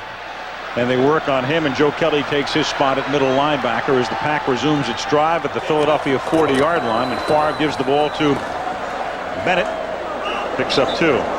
A little to no mercy in this game of pro football. They go right at Joe Kelly, who is now in his 11th year, been travel around this league a little bit. Cincinnati and the Raiders. Hired gun. Played here with Green Bay. 2nd and 8, 8.5 to go in the third quarter. And Willis up and walking around on the Eagles sideline. Looks for Henderson, hits him, and he gets run over by Kelly. Well, Jets, come on. Kelly a little fired up. Nothing happening there. Guys, remember last year, I know a lot of people remember the scene in the NFC Championship game. Gil Haskell, the assistant coach for Green Bay, run over in that horrific collision on the sideline, and he was knocked cold, and there he is in the middle, and we're thrilled to report 9 months later, Gil Haskell feels great. Barely has to go through any rehab anymore, and a guy who almost died back working full time. 3rd down and 8, and the catch is made by Robert Brooks for a first down. And Mike Holmgren really wanted to make the point, don't interpret anything because he's up in the booth this year instead of being down on the field. It's just a change in coaching philosophy. He's just fine and could be on the field if I wanted him to be. Robert Brooks made a deep out, and you saw one of the strong arms again. Great delivery, not bad coverage by Bobby Taylor, but I'll tell you, Favre had so much on this ball. That's pretty good coverage on a deep out. But he had so much on it, timed out so well with Brooks that no way Taylor could get back, even though he was in the right position. Bennett now on the play after Brooks makes his 5th reception of the night, and Mike Holmgren has watched his wide out pick up 130 receiving yards. Mike Holmgren, all of a sudden I think people beginning to appreciate a coach for the 90s, among other things. But he's measured, he's extremely bright. We mentioned before he had a chance to coach the Jets in '89 and the Cardinals in '89. Just didn't feel it was right. But boy, it's right here. And they have a very cohesive operation. Holmgren, Ron Wolf, the general manager, their chain of command is very small. 2nd and 11, and a backside screen is set up beautifully to Bennett. And Bennett tries to dive, and he's in for the touchdown. Now that's a Mike Holmgren favorite. He loves the screen pass, as did Bill Walsh, his mentor out of the San Francisco 49ers. Nobody really does it much better than the 49ers, with maybe the exception now of the Packers. Bennett may have lost a little bit of air for a moment falling on the ball. Otherwise, he would have been in the first row. Well, the guy who got out there and got it started from a blocking standpoint was Aaron Taylor, the left guard, number 73. There he is right there blocking up front on Dixon. Then he releases with the center, Frank Winters.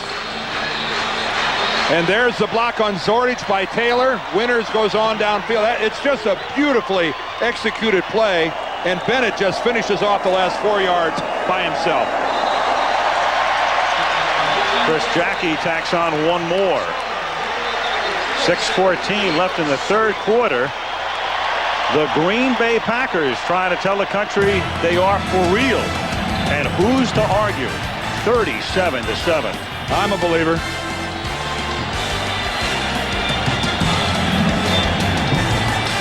One, Hentrick kicks off, and Charlie Gardner was going to down it in the end zone and then runs it back and brings it back out to the 23. So that was worth 3 extra yards. Eagles are shell-shocked with 6:03 left in the third quarter. 37-7 Pack.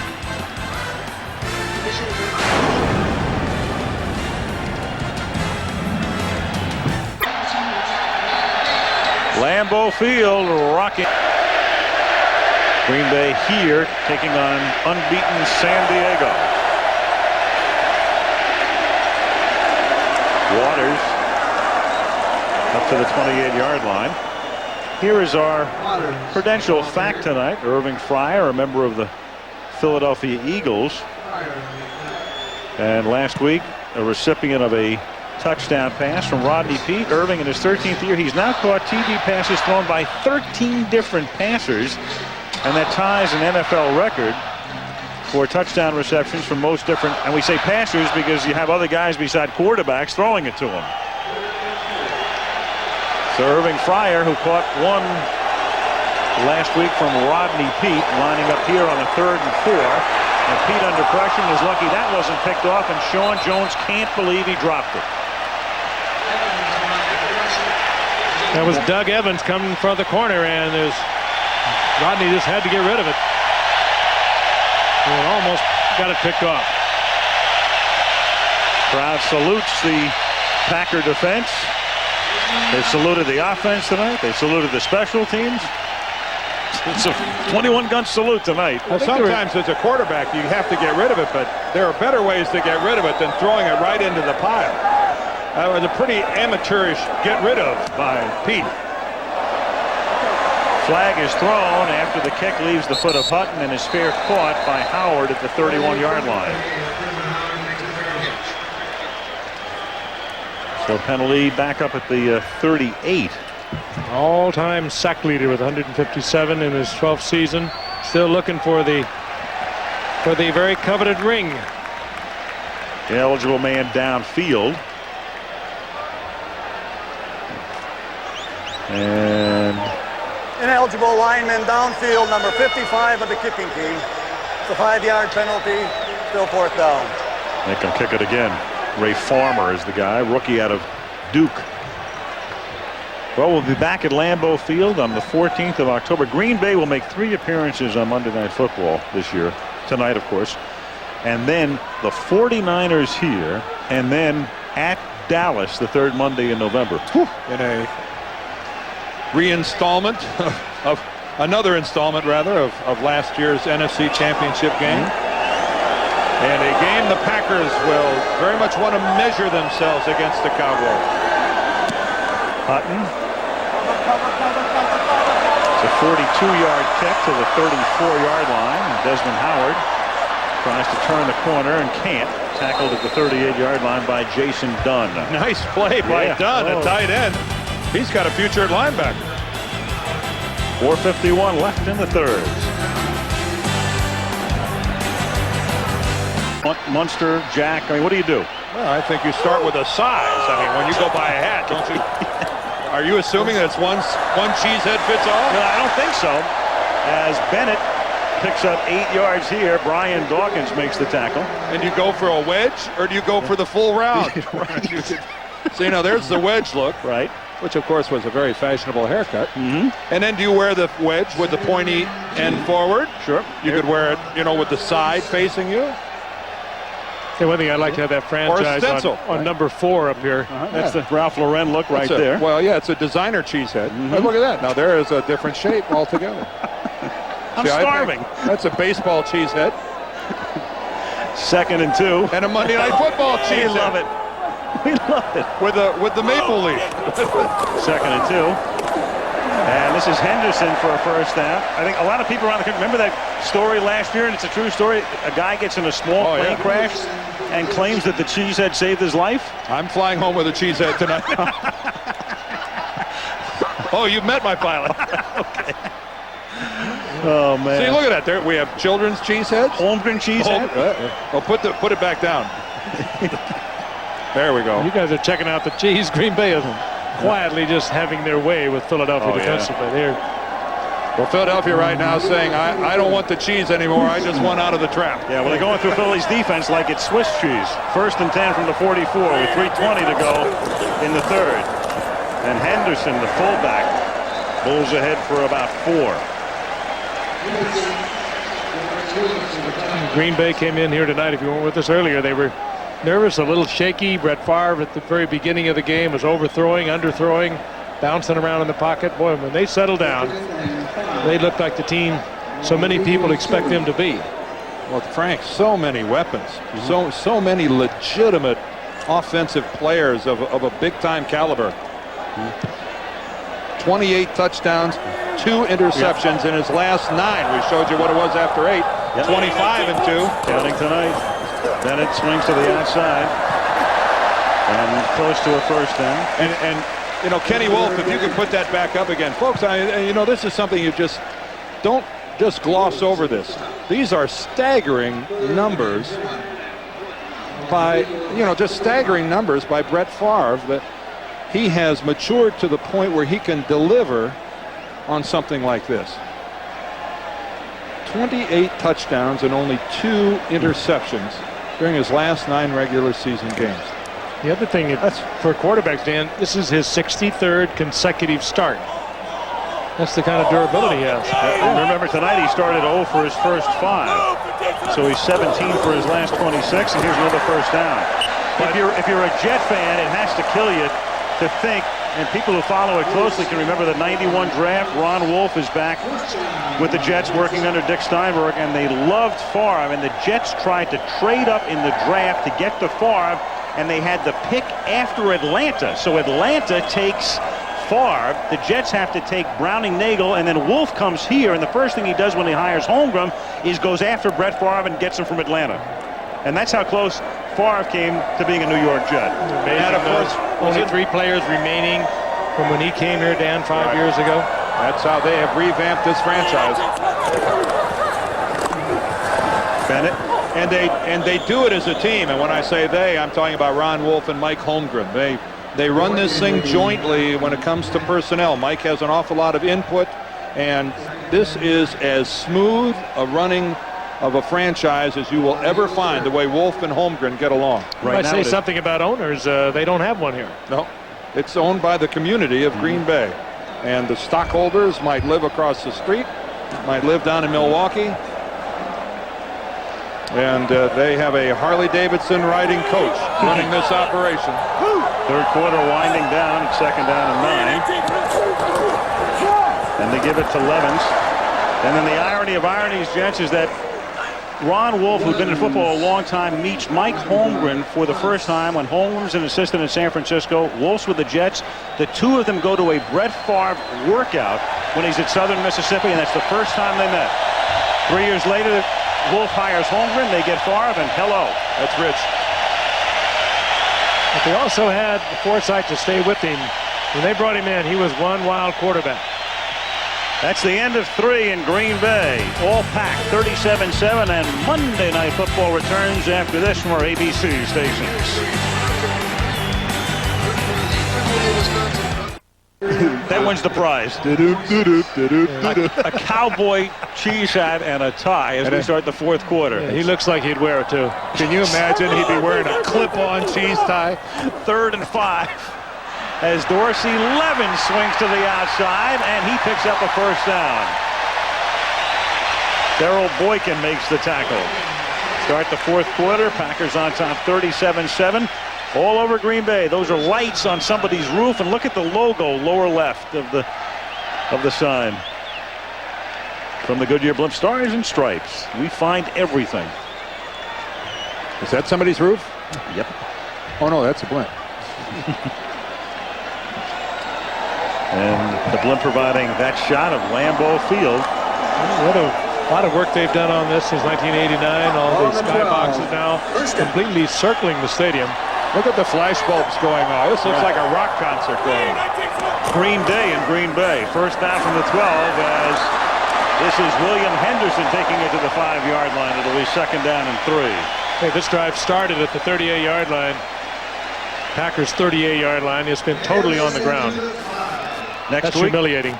Yes, it is. Next week we go to Pittsburgh. It'll be the Pittsburgh Steelers hosting the Buffalo Bills on Monday Night Football. Buffalo 2-0. Came from behind to beat the Giants in OT opening game. And yesterday they knocked off New England. And the Steelers now 1-1. Mike Tomczak riding the ship yesterday. Three Rivers Stadium, the site. Bills, Steelers next Monday. Rod Woodson with a big game yesterday. 2nd and 2. And they give the ball to the bruiser, William Henderson, getting a lot of work. Rathman-like performance tonight. Tom Rathman-like for Henderson. Well, the good news for Philadelphia is that they do get to go home and get some home cooking. 2 games on the road for Ray Rhodes and his team, and they'll come out of it 500 after eking out the win at RFK against the Skins and get to go home and try to get better against Detroit. But on a short work week after a Monday night game, this will not be easy to get out of these guys' minds. This is the type of a defeat that can stay with you for a while. Yep, you're thinking of it as a measuring stick game in a way. 3rd down and 2 from the 4-yard line. And Levens tries to find the first down, which he's very close to getting. It'll either be 4th and a couple of inches or 1st down. And the Pack indicating they're a little short. And this crowd telling Mike Holmgren that let's show no mercy, and Mike does. Sends out Chris Jackie. So on 4th and 1, the Pack with Sherman Lewis on the left, the offensive coordinator, watching his unit pick up 34 points last week, 37 tonight. Gil Haskell, the receivers coach, in the middle. And their team on its way to being 2-0. Jackie for a chip shot here, 21 yards. And I wonder if this field goal is a Mike Holmgren. Whoa, over the head. Hentrick pulls the Premian, and that's one way to stop the Packers. Well, but at least by throwing the pass like that, he gets it back. He gets it back to the line of scrimmage. Mike Arthur, I mean, that wasn't even close. It's center snap. I mean, that was several feet over the holder. An errant toss. Yeah, Mike Holmgren doesn't like that either. Brought you on board to do one thing, and don't you forget it.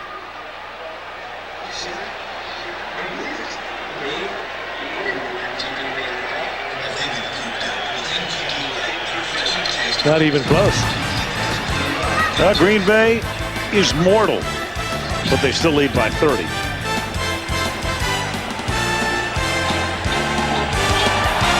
The Macarena and cheese.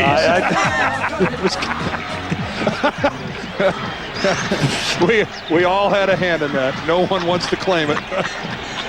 Macarena and cheese, only at Lambeau.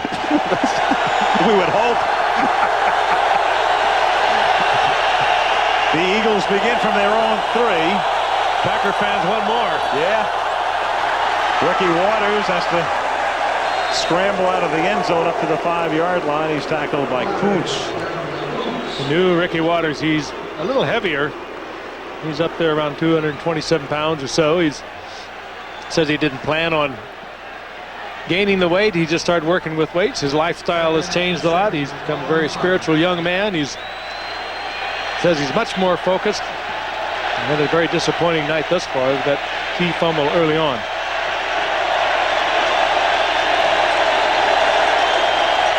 Second and 8 from the 5.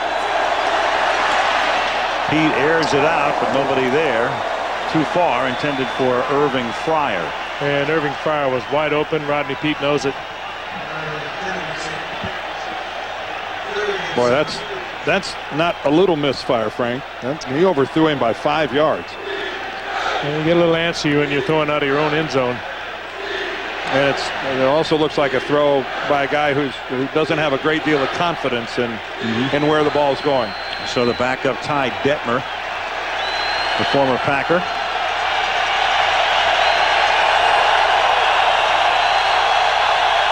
Third down and 8. Pete nearly gets sacked, then gets sacked for the safety. That's what he was concerned about in the play before, and obviously he had every right to be concerned about it. Well, Santana Dotson was the first guy there, but Rodney made him miss. I mean, Dotson's high-fiving everybody, but Santana went right over the top. Yeah, but for Mike Holmgren, he was there. And that's what they're going to credit Reggie White with the safety. There's Dotson, he misses. There's White. After the safety, free kick for Philadelphia, so Tom Hutton boots it from his own 20-yard line. What a kick down to the 11-yard line. Antonio Freeman. That was a 69-yard kick, or 69 yards in the air, and Freeman brings it back to the 33. Reggie White, he and Dotson will share this sack, creating the safety. 39-7. For 5 coming out of the gate, and then he became Brett again. 17 out of 31, and he's done for the night. And Jim McMahon guided the Bears to the Super Bowl crown following the 85 season, takes over at the 27-yard line. And the visored one gives it to Travis Jervey up to the 34-yard line on Jervey's first carry of the night. Well, McMahon's found life after the Super Bowl, too. This is his 6th team, the Green Bay Packers, with Chicago 7 times. One of the 2 active players to have played in the Super Bowl. Don Beebe, the other, the receiver who played in 4 of them for the Buffalo Bills. McMahon also was San Diego, Philadelphia, actually, for 3 years. We had him on a Monday night down in Washington. Remember that game? Yep. Minnesota, Arizona, and now Green Bay. 15th year for Jimmy Mack. 2nd down and 4. Jervy, and he's up to the 37-yard line, close to a first down with 10 minutes left in regulation. Monday Night Football is being brought to you by Ford Escort. It's new and it's nifty, made for the smart, the intelligent, thrifty. Slate's dress pants, always a touchdown, never fumble. These are those pants. Pennzoil Motor Oil, first to fully achieve the tougher 1997 GF2 performance standard, and Visa, the preferred card of the National Football League. It's everywhere you want to be. Tell you, the Packers have trotted out some bruising runners here tonight. Jervy, a 225-pound second-year man out of the Citadel. We've seen everybody but Jim Taylor tonight. On the frozen tundra. I saw Jim Taylor about a month ago. He looks great. Jim Taylor looks like he could still play. You trying to give me flashbacks? Yes. Just a little reminiscing. Speaking of reminiscing, Taylor still holds the Packer record for most yardage in a season all the way back to 1962. 1,400 plus? Yeah. 14-game season then, too. Yeah, a great guy.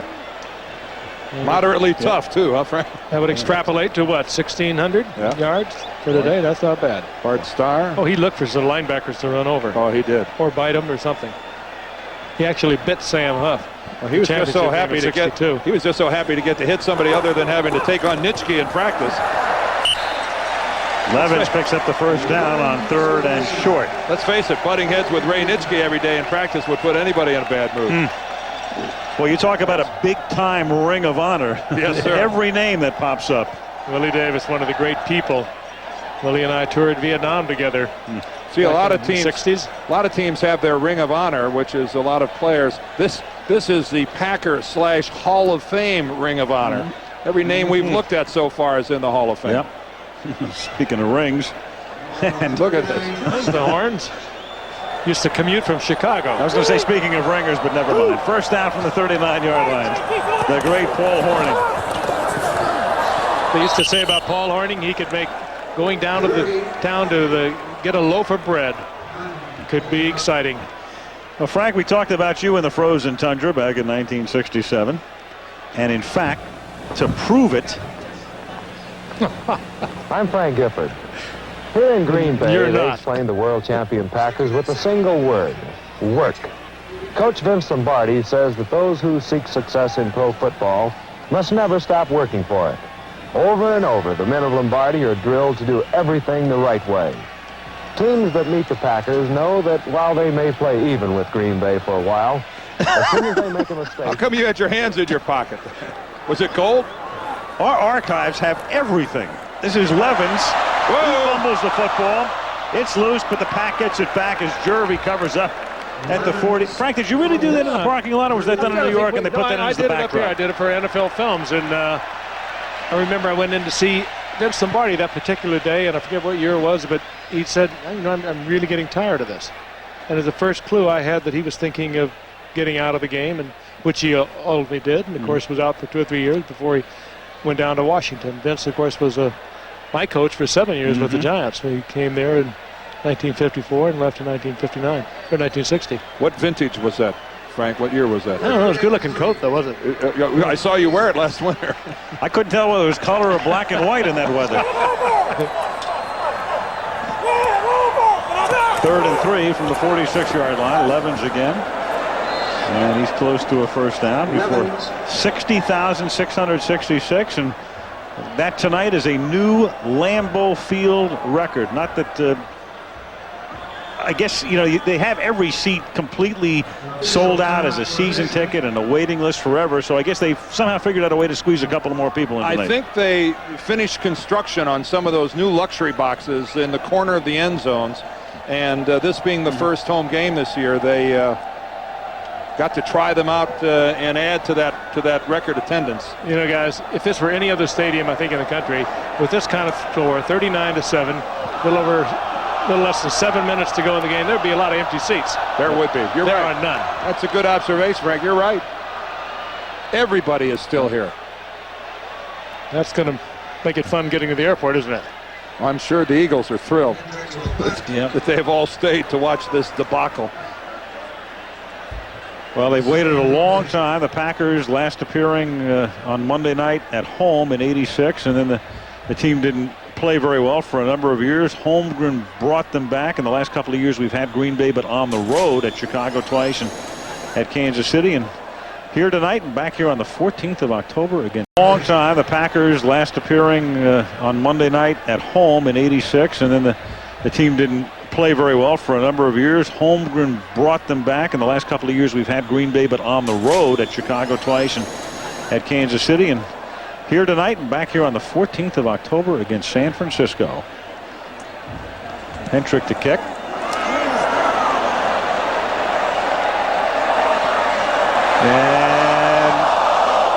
And it just does dribble into the end zone.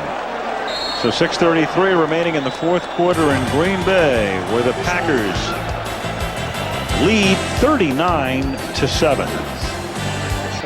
That's the label off our new CD. You guys didn't even know you had a tape out, did you? Or an album, or... It's pretty good. We do? Yeah, you do. Royalties? Well, I didn't say it was that good. Oh, all right. First down from the 20-yard line. Ty Detmer's in the game, and the new Eagle quarterback hits Chris T. Jones for a gain of 11. Well, this game figured to be a chess match tonight between Holmgren and Ray Rhodes, but Mike has too much firepower. We mentioned that Rhodes was an assistant here. He was the defensive coordinator for 2 years here when Mike came over. He brought him from San Francisco, and Rhodes left under circumstances that some people thought smelled of a rift between the two to go back to the 49ers. But Ray was very open in talking about it last night from the 31-yard line. Detmer throws, and the catch is made by Garner. Rhodes, after 2 years, knew his family was extremely unhappy here. He had two daughters in school, and you could tell the look in their eyes they wanted to leave. It was very difficult. He was very honest. He said they went to a school with very few black classmates. It was a difficult social adjustment for them, and it was the better thing for the family to do to go back to the West Coast, which is what they did. But he walked in, and Holmgren was stunned after 2 years of trying to build his little empire here to have his defensive coordinator walk out on him. On second down, Detmer throws, and the catch is made for a first down by Fryer. And to follow up on that, Al, what really hurt Mike was, they're in the business of every year trying to recruit free agents to come to Green Bay, and Mike Holmgren was not happy that, even though I'm not sure Ray meant it that way, that the inference was that Green Bay is not a nice place for black players to settle down, and Mike Holmgren was hurt by that, saying we have gone to great lengths to make this a community that's hospitable to everyone. And knowing Ray Rhodes the way I do, I can't believe that that's what he intended. Right. From the 47-yard line, Detmer picking up 3, and it's proven to be and there's the flag goes down. Well, that was a helmet, I think, by Newsome. He came in and put the shoulder in the helmet on Detmer, and the face mask is called. So Newsome's late hit obviously was not. Face mask, number 36 on the defense. Will add 5 yards to the end of the run. Roy Butler. I thought Newsome's hit was what drew the flag when he came in there late. Newsome really pulled up on it. You'll see here. You'll see the face mask first. Oh, yeah, well, he got it on the way down, I think. There's Newsome. He kind of let up on that. With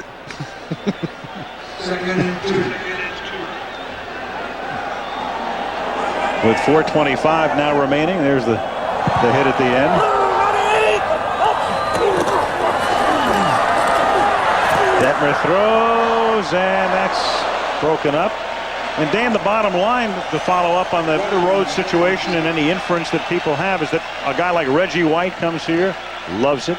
We talked to Keith Jackson last night, who played at Philadelphia and Miami. Keith said You know, this is like, in a way, being back in college. It's that kind of atmosphere, and he loves it. And it's funny how this whole franchise, the perception of it and the quality of the team has just been changed so dramatically over the last 4 or 5 years. I think it comes right down from the top to Mike Holmgren. The players like to play for him. He's, like you said earlier, kind of a new age coach, if you will. 2nd and 2. Garner. To have a memorable experience, every player in the league should have to come and play 1 year in Green Bay. This is an environment that I think for the rest of your life, you would remember what it was like to be idolized and worshipped by an entire community. It doesn't happen anywhere quite to the extent that it happens here in Green Bay. You know, certainly the communities like Denver worship the Broncos, but there is something so unique and so small and so folksy about the way the folks of this region of Wisconsin idolize the Packers. From the 35-yard line. And Detmer goes down in the arms of Gabe Wilkins. Well, it's a city of 100,000 in the metropolitan area, not a heck of a lot more. And the only way you can keep a team like this here is through revenue sharing. I mean, the Packers share in the enormous television contract, and that's one good thing about the teams sharing revenue in the National Football League. Right. You know, their clothing line all of a sudden took a big jump with the NFL properties. They're up to about 4th or 5th now in volume of sales. So this Packers are back on top. They are indeed back. Number 4 jerseys are springing up all around America. 2nd and 10, and Detmer, the Heisman Trophy winner at Brigham Young, the flag down, hits Chris Jones for a gain of 6. Usually where you get the holding call.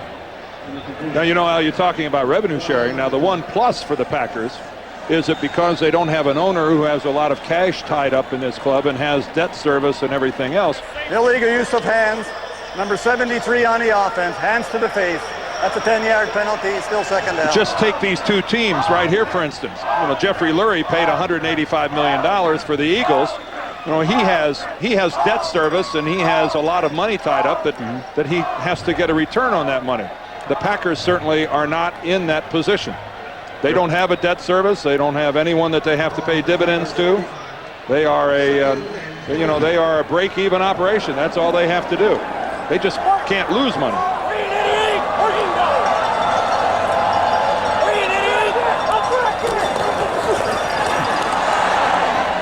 And the pass is incomplete. Last time I looked, Dan, I think this franchise was valued at about $165 million right now. And if it ever gets sold, the proceeds would have to go into an American Legion post. It was something brought up a billion years ago. I wouldn't wait around and wait for it to appear on the courthouse steps. Don't think so. The president of the team is Bob Harlan. He oversees the operation. That's a pretty good football family. His son Kevin is a broadcaster for Fox, and his other son Brian is the public relations director for the Chicago Bears.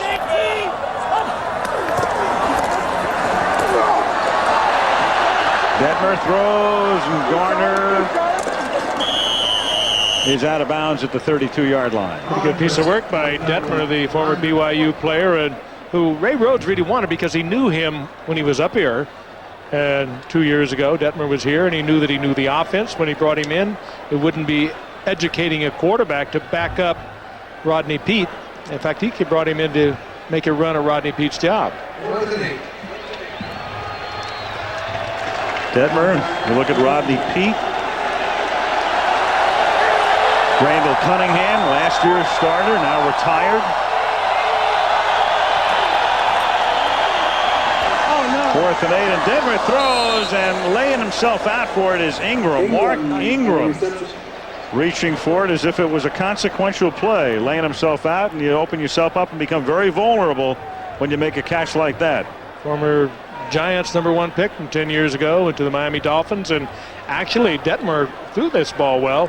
That was about the only place he could put it for the completion, but a great effort by Ingram. Former Michigan State star. 2-minute warning. on a celebration-filled night in Green Bay. By 31. Tonight they're up by 32. Only 4 other teams in NFL history have won the first 2 games of the season by 30 or more points. There are those teams. None of those teams won so much as a division title, believe it or not, after that great start. And Houston in '66 only won 3 games all year. 1st and 10 from the 13-yard line, and that pass is incomplete. Shouldn't have been. Ingram is wide open. Detmer just overthrew that.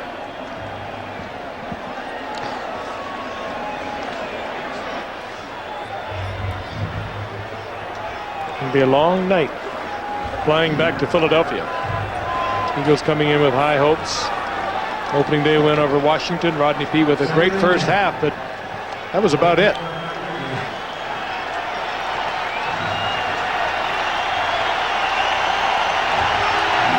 Second and 10.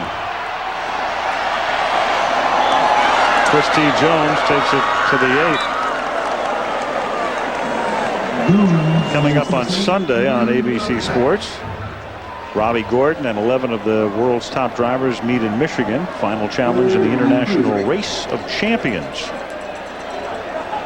And then the Indy Racing League rolls into the desert at the Las Vegas Motor Speedway all Sunday right here on ABC Sports. 3rd down and 5 from the 8-yard line. Quarterback draw, and Detmer gets taken down by the right arm of Darius Holland. He was slam dunked. He was spiked. Santana Dotson. He goes from Tampa Bay to Green Bay. Not a bad move these days. 10 years ago it was pretty much of a lateral move, but now it has definitely been an upgrade. 4th and 1 from the 4. And the Packers jump. Flag down. You know, Frank, you're right. If the Eagles have to go home now after 2 real good quarters against Washington and 6 pretty bad quarters after that, and reassess where this team is right now. It'll get a long look. And I thought Rhodes last year squeezed everything he could out of this team. I mean, that was a remarkable performance, but what's the shelf life of drawing out that much emotion? Well, I think we have to keep in mind this is only the 2nd game of Ray Rhodes' 2nd year with this Eagle franchise. This is not something that's going to happen overnight. And Ray Rhodes has a program, and it's going to take a couple years to get it implemented. He's we still have a neutral zone infraction. The right defensive tackle of Green Bay jumped into the neutral zone, causing the offensive man to flinch. That's half the distance to the goal line penalty, resulting in a first down. You look at these 2 teams, and the Packers, and under Mike Holmgren, are a couple years ahead of Rhodes and the Eagles and where they would like to be. So they're going to have setbacks along the way. They're going to have big games and explode on people. And in this instance, they were exploded upon. Well, that was right, though. 4 games they won last year by 3 points or less. Those are games they easily could have lost. Would have changed that 10-6 record around remarkably. Detmer throws, and Ingram can't make the grab. 2nd down. Evans covers. You know, is this cup half full or half empty? Is this a game that really shows the weaknesses of the Eagles, or is this a game that really demonstrates how far the Green Bay Packers have come in their climb to the top? One guy, as we mentioned, they missed tonight dramatically was Andy Harmon. They lost Kurt Gavea, their middle linebacker. We talked about that earlier. Have they improved themselves? I don't know. Yeah, but the Packers certainly have, especially defensively. Fritz Shermer has this outfit playing really consistent defense. 2nd and goal. And Detmer throws, and that's incomplete. Evans covers, but a flag comes in. Chris T. Jones, the intended receiver. 37 seconds remaining. Well, that'll put the ball at the 1-yard line and give the Eagles 4 whacks at it. Interference on the defense, number 33.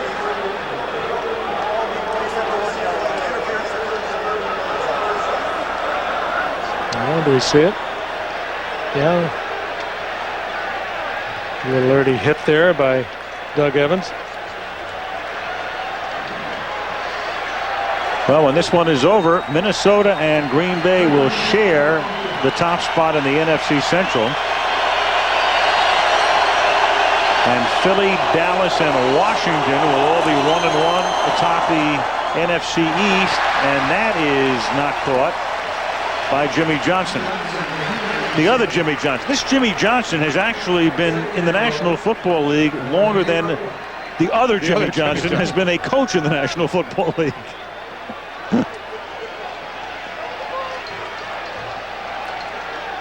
Quite a fake here by Kevin Turner as he goes up and over the top.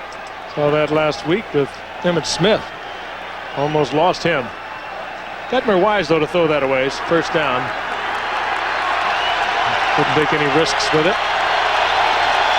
16th play of the drive. And Garner spins and does get in. Touchdown. So Charlie Garner gets into the end zone to make it 39-13.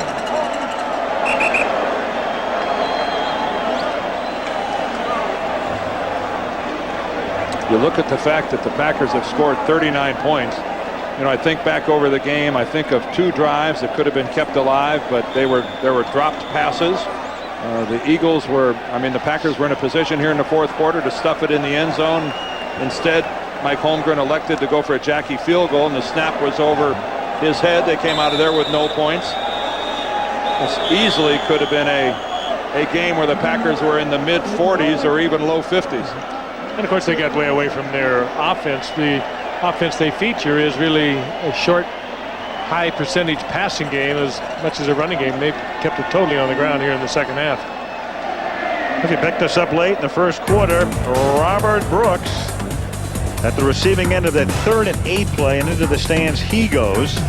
That made the score 10-0. And then Irving Fryer takes the lateral from Chris T. Jones here toward the end of the first half, and it appeared the Eagles had gotten back into the game, closing the gap to 23-7. But before the half expired, Brooks makes this catch in traffic.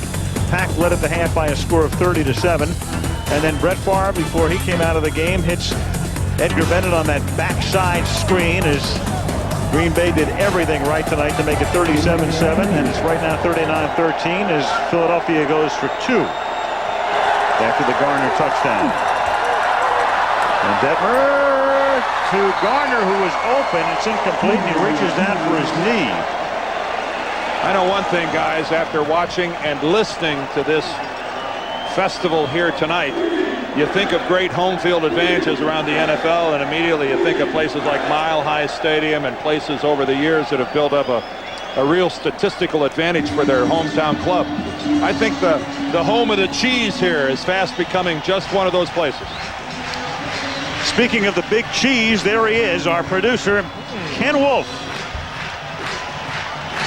And our other co-big cheese, our director, Craig Janoff. Monday Night Football. Our technical director, Joe Shava, who has been with this package since night 1. Our associate producer, Big Ben Harvey. Jaime Bravo. Our AD, as they say in the business. Robbie Weiss, Dennis Szabo, Jim Licata, making sure the sights and the sounds come out of here, and Victor Vitarelli and Chris Pfeiffer. Our capable assistants. Mr. Univac, Steve Hurt, our director of information.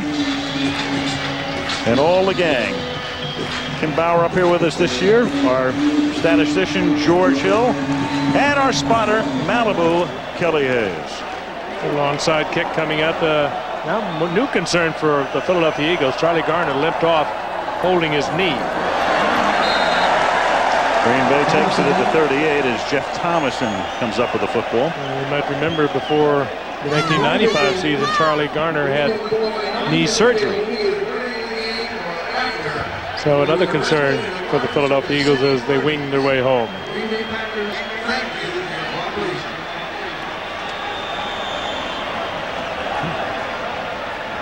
I would say 85% of the crowd is still in this stadium. Yeah. They are just now beginning to start to file towards the portals. It is stunning to see this many people still in the ballpark with only 30 seconds left in a game that is, for all intents and purposes, been over for an hour. Well, Lambeau Field, for this crowd who waited so long for a night like this was a field of dreams for this crowd tonight. They have just stayed to give their club an ovation as they head to the locker room. Yep. They have remained here late into the night just to say thank you. Real show of affection between Ray Rhodes and Mike Holmgren. They so many years together with the 49ers, and of course 2 years for Ray Rhodes here with Mike Holmgren. Brett Favre on his way to maybe another MVP season after the first 2 weeks. He'd be the leader in the clubhouse right now. Green Bay wins it 39-13. Next week we go to Pittsburgh. It'll be Buffalo against Pittsburgh. Until then, Al Michaels, Dan Dieter, Lynn Swan, Frank Gifford, good night from Green Bay.